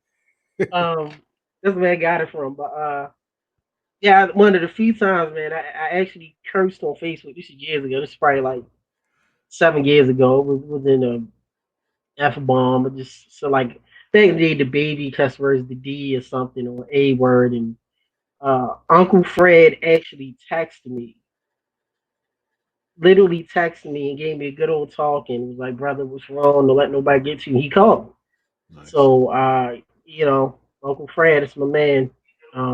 Yeah, we gotta do a tally, brother. Do that next week. Something of all the Hall of Famers in people we've good Lord, the people we've interviewed. I mean, not just that, referees, you know, wrestlers, people put up the ring crew, people that did production work backstage, authors. Then on my end, I do more than wrestling. I've interviewed people who had Netflix series, the toys that made us, Brian Weeks, his shows, a lot of people in the industry, professional boxers, Larry Holmes. Yeah, a few weeks ago, I interviewed Dr. Chris Rayner. Dr. Chris Rayner, right. So Ramon, being a TV host as well, there's a lot of people that work on the John Wick movies and work with firearms. So it's just a lot. We gotta do that, brother. We gotta start up a memoir. A little blog who we had. It's always good friendly competition. If anybody don't know, I just go. Oh, I will say this. Never said this before publicly. From the launch of my show, there's been 12 other shows that has came from my show, and 3 of them shows are former WWE talent. One of them is from a Hall of Fame wrestling family. Nice. They're still going on today and actually help engineer and stuff. Shout out to Canada. Oh, Canada, buddy. Good stuff, man. Yeah. X7, what are your thoughts on Bruce Pritchard taking over the writing on Raw from Paul Heyman? Not gonna make a difference. It's not somebody you and I have never interviewed Heyman. I've actually worked with Bruce backstage of his shows, traveling. I know Conrad and all. Never interviewed, but just people, at least to me, they interview Pritchard. I've talked to Pritchard a lot off air and helped with shows. Is this was gonna happen either way with Heyman? Pritchard has been with Vince forever. So it's just the devil you know against the devil. Not really you don't, but it's the kind of like the devil you're comfortable with, according to the devil you're not. Heyman is very upfront. He's very forward. You know, Heyman has always had a love-hate relationship with Vince. Oh yeah. Pritchard is always been there for Vince. Knows what Vince wants. Been there since the eons in the '80s and stuff. And as we're both bosses, we both have our own companies as well. It's like, all right, I have a loyal, I don't want to say subject, but I have a loyal employee that's been there for years that I'm used to. might as well just get with him. He knows how I work, and I got to work on so Mhm. much backlash as opposed to Heyman. It is going to happen. Heyman is on back to in ring only basis, which I could say may not suit well for Brocky Boy, as you know, Heyman and Brocky Boy is a tandem. Mhm. We'll see how that works now.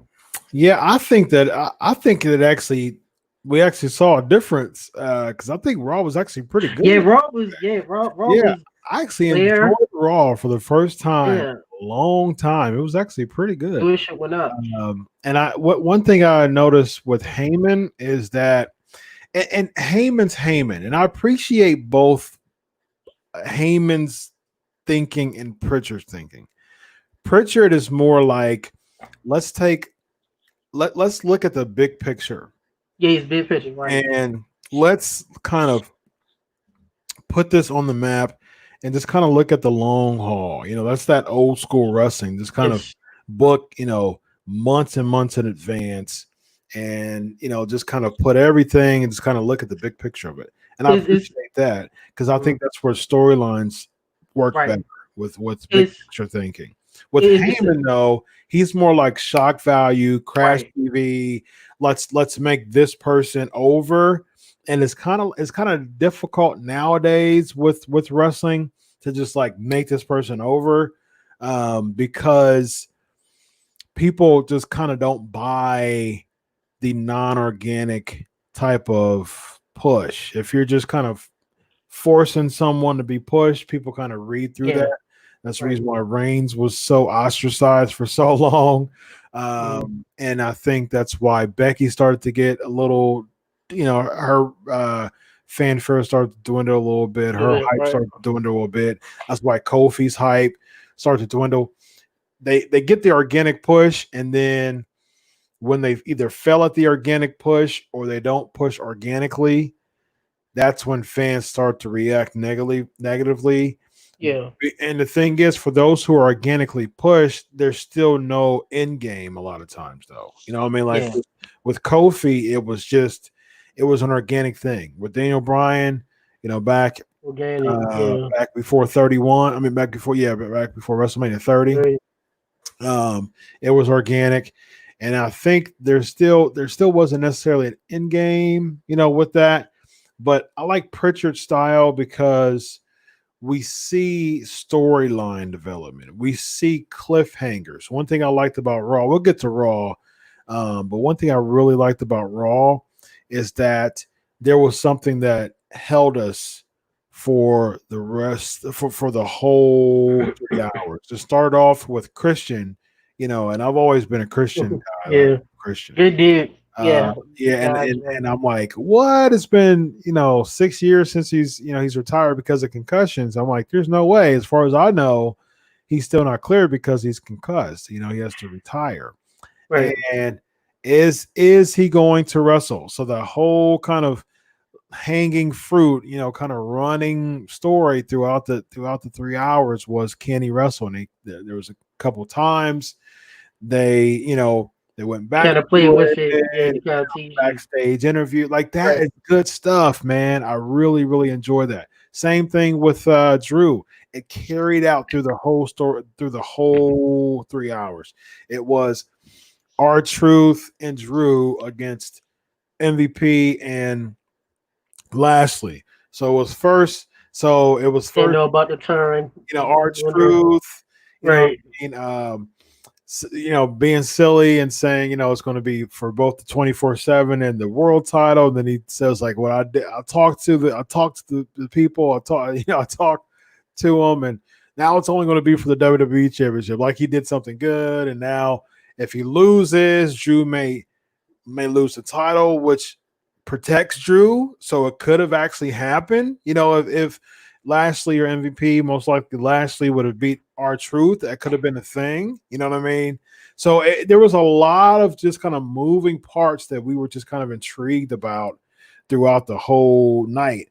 And I Yeah. was like, see that right there, I'm interested in, as opposed to just hot spots throughout the 3 hours. It's You just kind of drop something, and that's all we see for yeah. of it. It's There's no desire to move on or to hook me, and that's what. let's see. Let's But wait. I think we'll see more of a difference. Like another months ago, it was like, oh, Heyman's gonna be on Raw. It's like you're not gonna see as much. Everything still gotta go through Vince. Mhm. Pritchard is a Vince disciple. So even though Pritchard's worked at MLW and Impact, Pritchard is a Vince disciple. So it would be easier for Pritchard ideas to kind of go to Vince's good instead of bad. And like you said, it's like our good old buddy Kevin Sullivan, my good buddy. He said the same thing with Dusty. Dusty was like Heyman. Dusty was great at a finish, the Dusty finish. He was good at shock value, Mhm. but he never was good at building. And that's when Calvin Summers said he came in, or Dutchman Dutchy. Dutch came in where he built the whole, and that's what Pritchard does well. And I agree. I mean, the viewership for Raw even went up a little bit. It was good. Where I'll give you an example. A known news a known editor and columnist for a newspaper in West Virginia. They was talking early today, and he even said, "Hey, I was actually interested in Raw the first time in eons." Mhm. He even mentioned certain things, so you see the difference. And yeah, we'll see it with Raw. Yeah. Looking forward to it. And Heyman will be alright. Yeah, he'll be all right. Yeah. Yeah.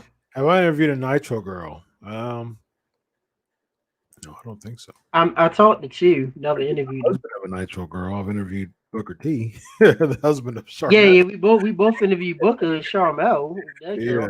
girl. Um. I met what was it, Spice? Okay. I met her. Um.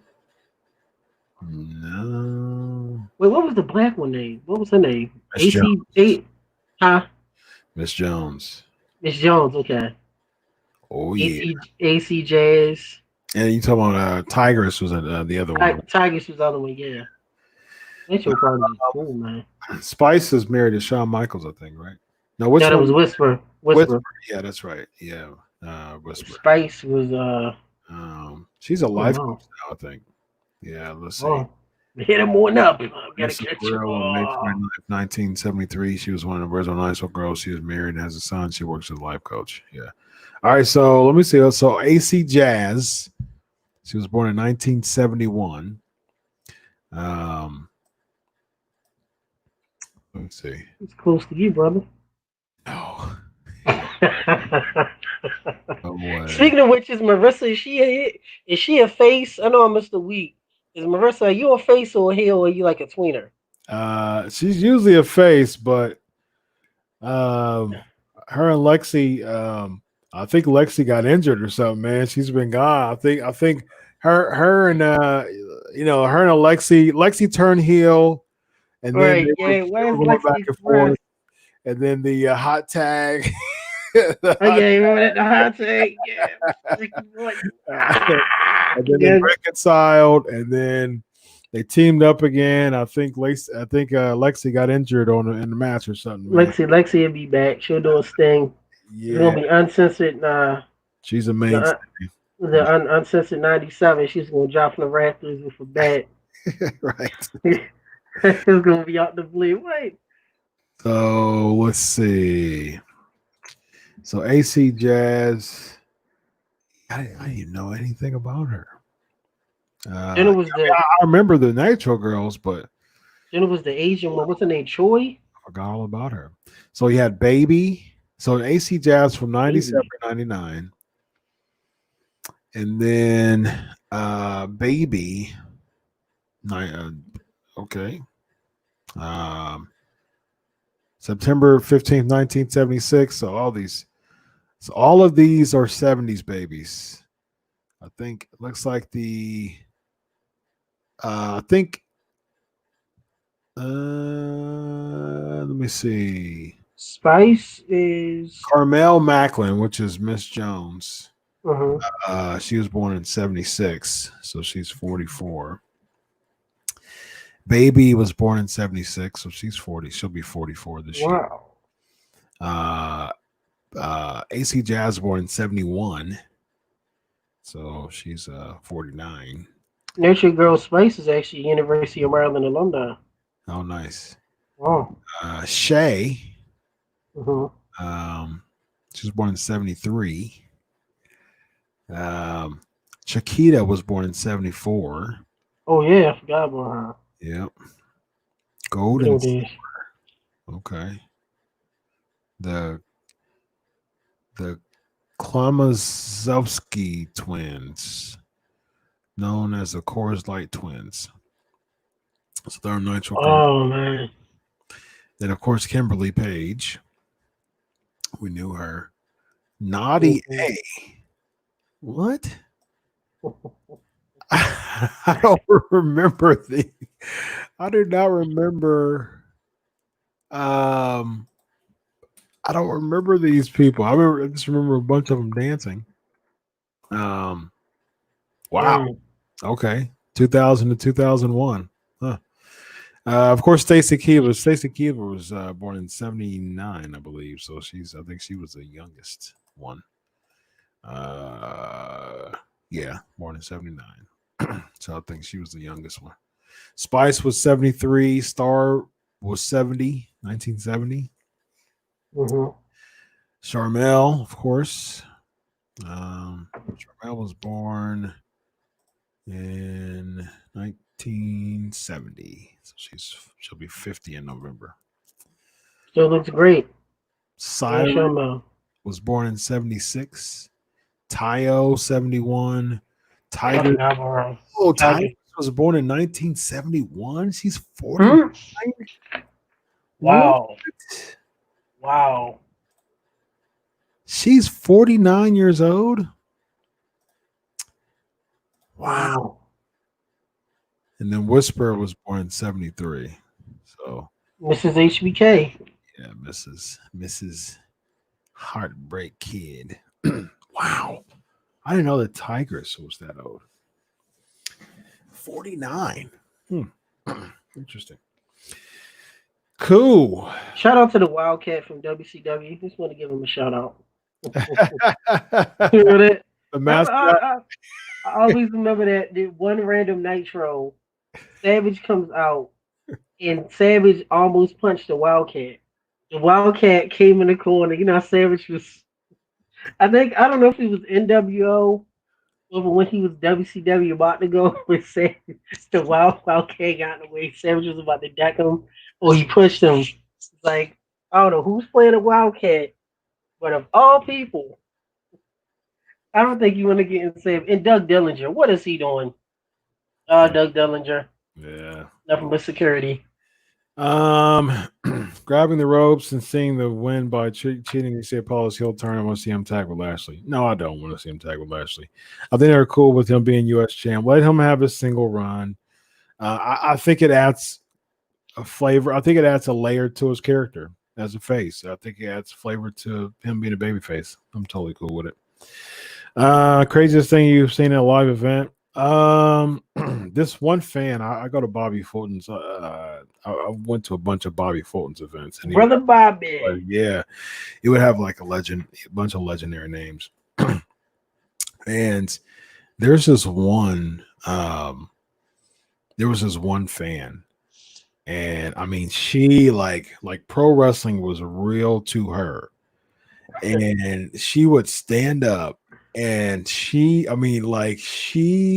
would just like veins would pop out of her head, and how much she was just yell at the heels. It was just crazy. Like, sit down somewhere. You gotta get out of here. Like she was like yelling, and the heels just play with it, just kind of like flinch at her and stuff like that. Just like, you don't. And she was an older lady.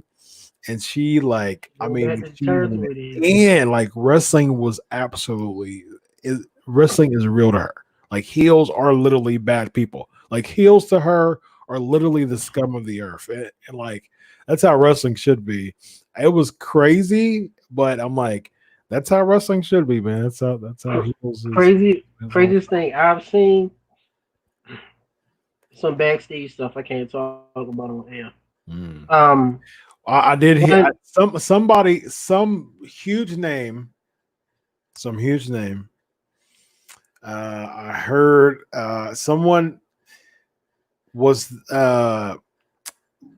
with like a crowd of us that knew each other from going in previous times.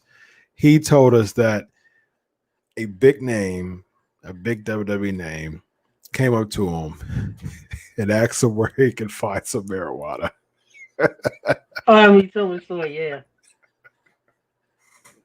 I know. I was like, and I mean, I'm talking about like a major name. I told three real quick. That's funny. I never said this on air, but thought we get in trouble. So the late Balls Mahoney, and I was really tight with Balls. We was at a show in Pennsylvania, somewhere in like Deliverance type area of Pennsylvania, Mm-hmm. and Mike Ryan came. Assassin was there. Balls Mahoney's son and his daughter, his white Balls' wife and daughter was there. So we backstage. His Balls, I think, a couple other guys. Ball's son, Balls Jr., looked just like Dennis the Menace from the movie. Kept running away, running around. I told him, I said, dude, you gotta sit down and chill. Balls Mahoney Jr. locked himself in the bathroom stall Oh wow! and was banging and crying. You know, we kept him in there for 30 minutes to shut the lights out. Wow! Because he didn't, unless he kept running around getting this, he's banging the door, banging the door. Balls was like, Balls was sitting there, he was like, brother, don't you do nothing. Leave him be. Leave him be. You got let him. So we finally opened the door to let him out. And shout out to Balls. Balls Mahoney had just got out the hospital getting treated for pneumonia. Came to that show and worked. Hmm. Oh, wow. So another thing, live, I've seen the Great League King Kong Bundy. We was talking with him. We did an interview. It got lost. And Ellsworth, who I've known for like 10 years. Mm-hmm. Ellsworth was in the back, and there was a wrestler who was coked up. Literally, he was sitting like this, did not move. We saw him shoot his arm. Mm. He was out for 3 hours. Wow! Slapped him in the face. He didn't move. Um, but man, craziest thing. Uh, oh, your boy Scott Steiner. He locked himself out of the gym. I told you about that. They Yeah. pop there with Barbarian and Ming. He up there doing this presses and stuff. And you have a big gym door, so the door opens from the outside, but it locks from the end. Mm-hmm. So he got before his match, he just escaped. It's like, open the door, open the. He was like, open. I can't say what it's like. Open the door. So he had the sound music going on. Scott Steiner. He was like, open the door, open the door. Hilarious, man. That's Yeah. Sadly, Lonzo Balls did die. Balls passed away. yes. He actually passed away. I was on the show with Ken Anderson and somebody else, I think, maybe Sean Devine. Mm-hmm. And yeah, we was both on air. Middle of my interview with Ken Anderson, I think it might have been just Ken Anderson that night, but in the middle of my interview, no, I thought it was somebody. Let me see. So let me see. Mahoney. It was the same. It was in the middle of the interview. We found out April 12th, 2016. Okay, let's see. Let's see.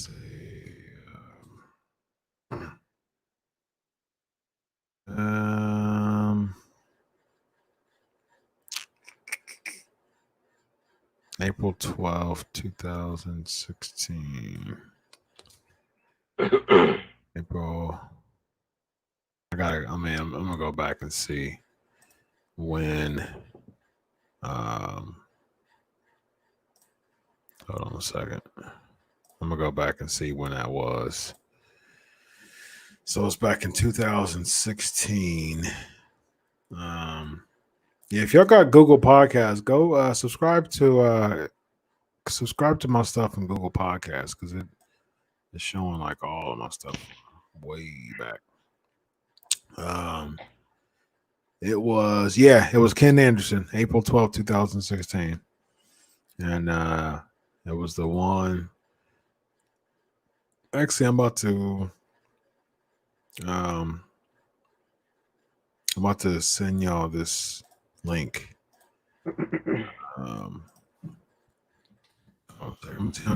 We actually were like, man, I found out that Ken Anderson died. What to send y'all this link. All right, so go pop. Let me see.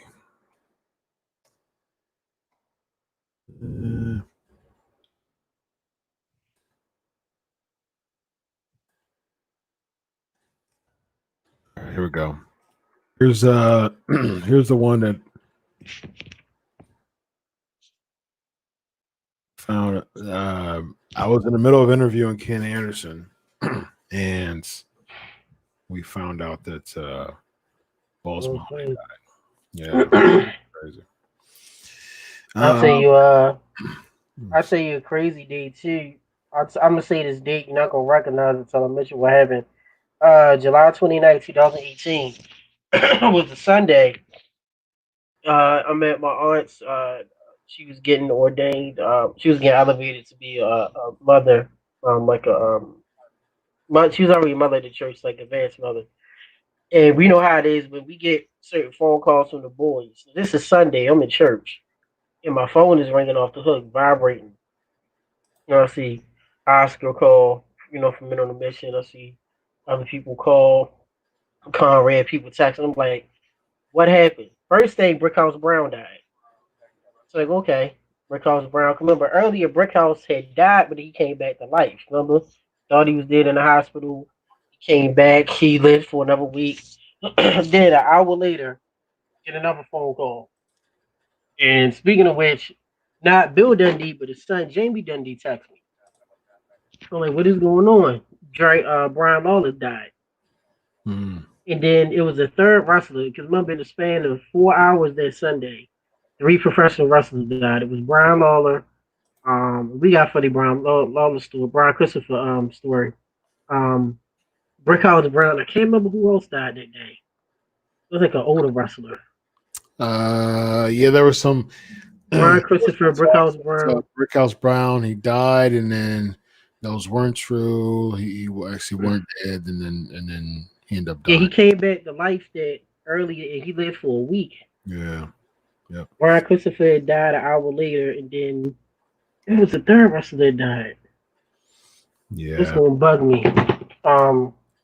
Why you do? Let me see. I do want to play this real quick because I found where it was, and we got like 5 minutes, so we're gonna take like a Zoom talk about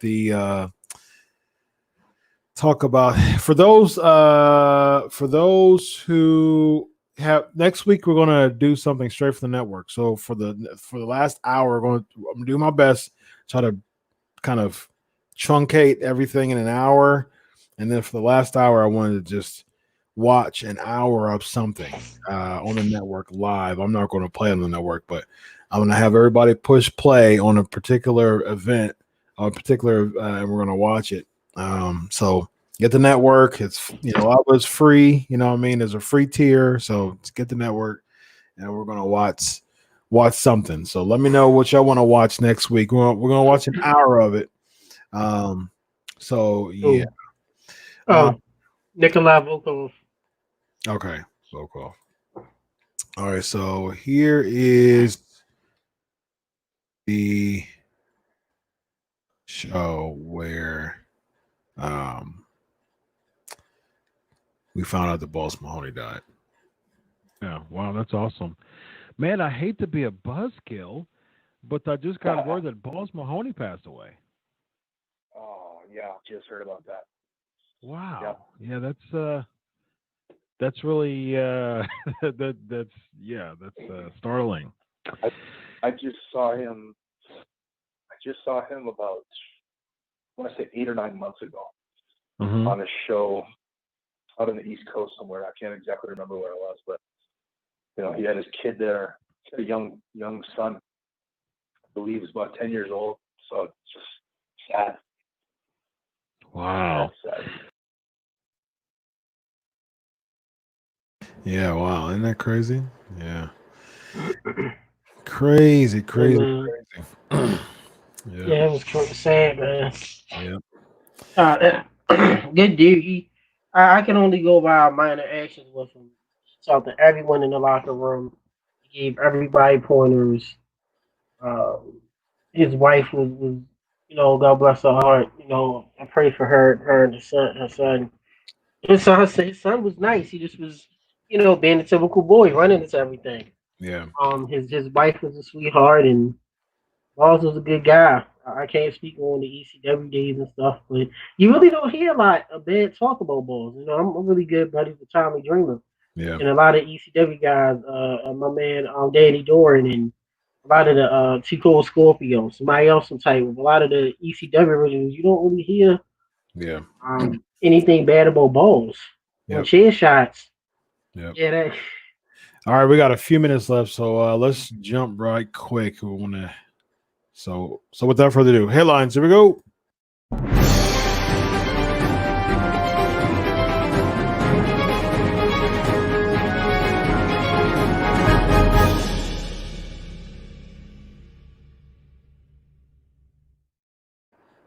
All right, so we really only have a few minutes, so I want to zoom past it. But before we go, I do want to play this one more time. Wow! That's my line! That's my line! That's my line! That's my line! That's my line! That's my line! Come on! Come on! We're stealing that's Flair's line. He's called about 10 of Flair's lines. That's my line! That's my line! I'll prove it! I'll prove it! It's my line! one of the greatest impact moments. Favorite segments in not only TNA history but pro wrestling history. One of the funniest segments in all of pro wrestling ever. Just real quick thoughts on Backlash. What do you have? I give it a B, man. I thought Backlash was very well done.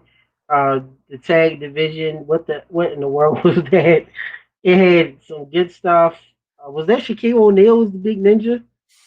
No, he's Nigerian. His name Nigerian guy. Jordan something. I don't know. I forgot. But overall, Backlash surprisingly was a solid pay-per-view. I thought the Nia Jax prayed that Oscar didn't get hurt. It was not a bad match. I thought everything there was solid. Joe's really good on commentary, and it wasn't the greatest match ever in history, and I ain't on the time, but it was pretty darn good. It was very good. I agree. One of the greatest. Yeah, it was tricep. You can see that. Definitely. He actually tore his tricep in a set of tapings. So they were doing not a set of tapings, but they were doing some spots. As far as I heard, they were doing some spots after the match. The match was already over, and then he tore his tricep. So he'll be gone for about 8 months. So it's like about early April if he has a chance. So he might make it back before Mania. So yeah, he only had a few dates a year, anyways. So it's not like he was going to. It's not like he was like a major player as far as weekly, but it sucks that he'll be gone.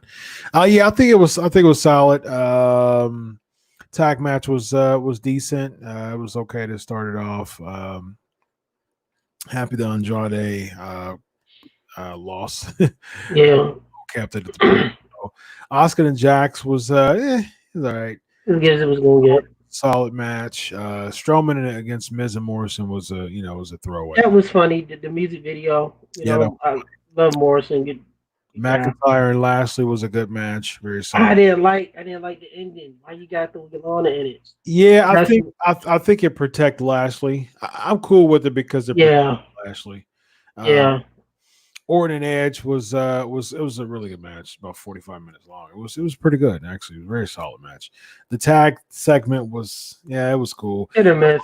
I'm cool with Akira Tozawa doing his ninja thing. That was funny. I'm sure he likes it because he was just some kind of bland character for a while. He was with Titus Worldwide. I thought that was funny.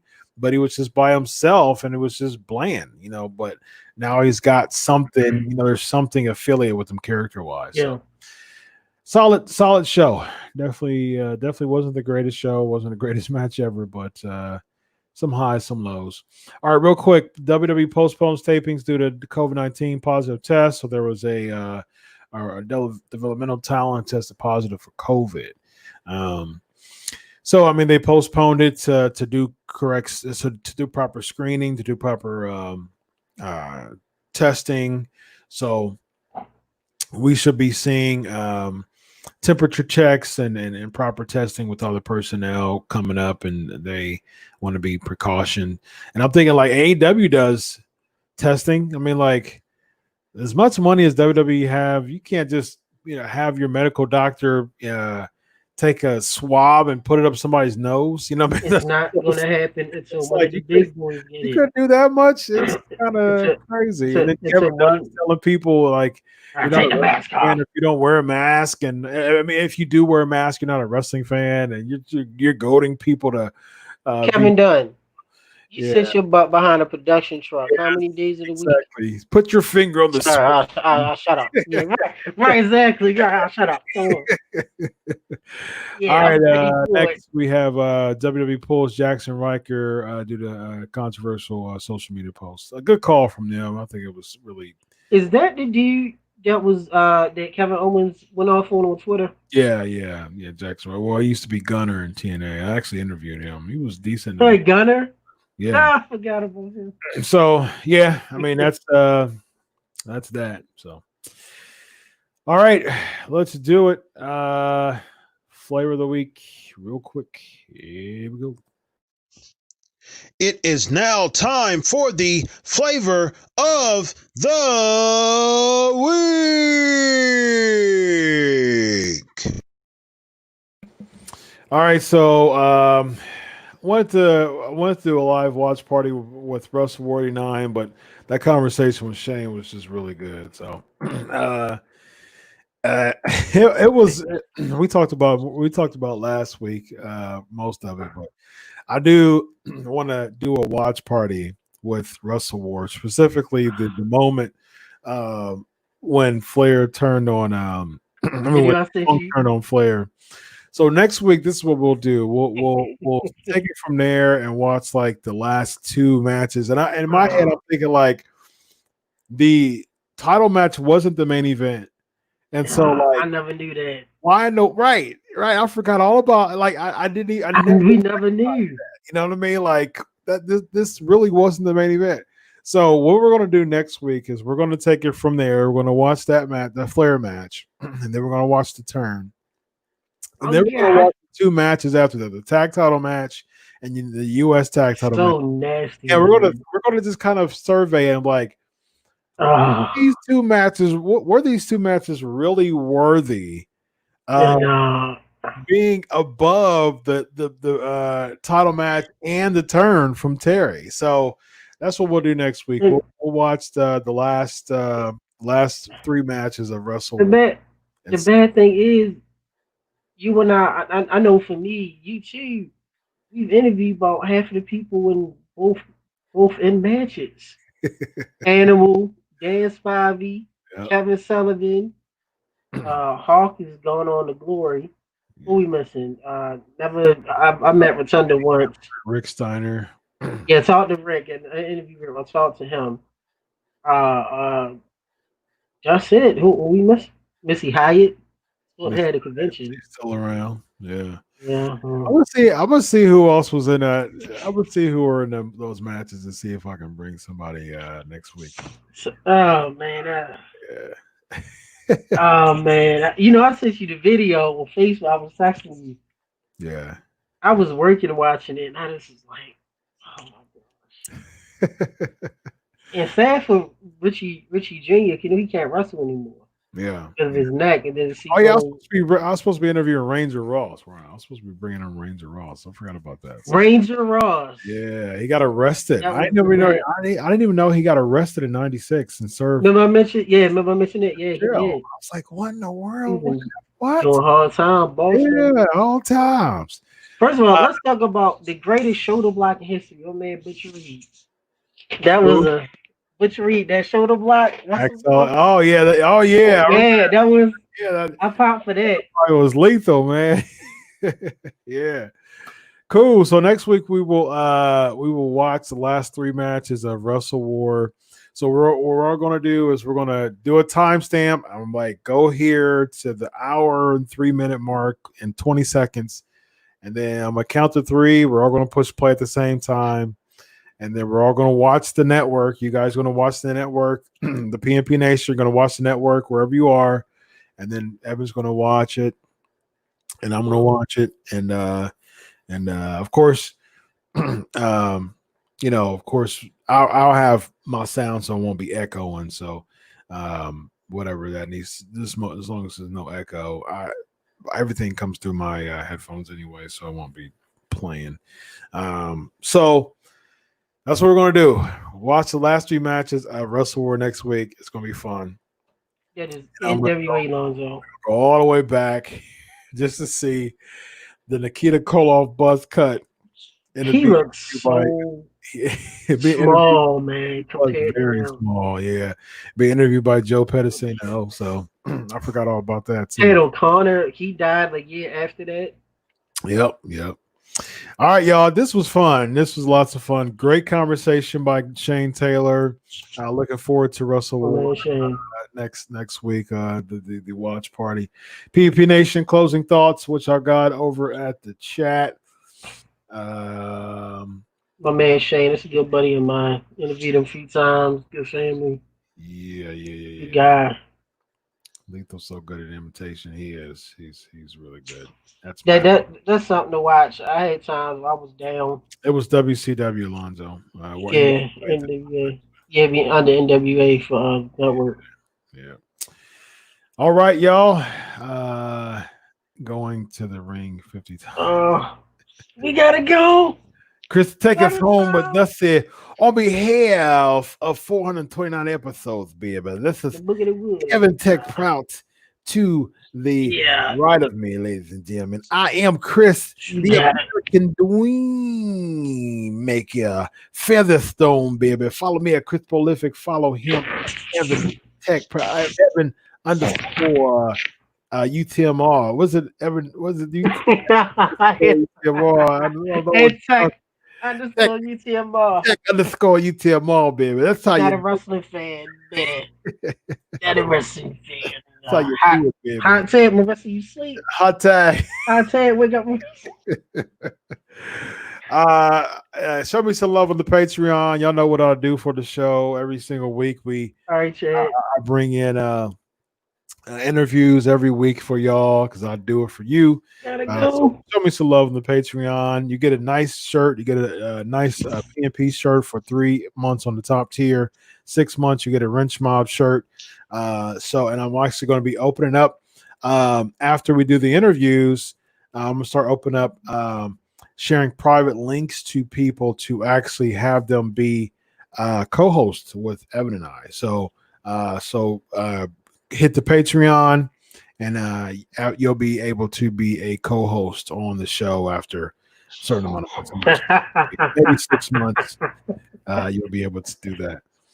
There must be a she would heal.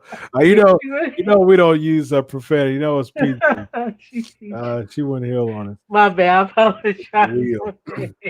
We gotta go. We are out of time. No, not like this. Not like you need this. that fade. You need that fade button, the little black, the nitro. Yes. We fade to black. All right, y'all. It's been great. On behalf of Evan Tech Prout, right there. I am Chris Featherstone. Which one is it? The other way. There we go. Just a minute. All right, y'all be blessed. Until next week, Yeah, enjoy your week rest, and God bless. And always remember, I do it for you. Have a good night, everybody. Peace. We gotta go. We're out of time.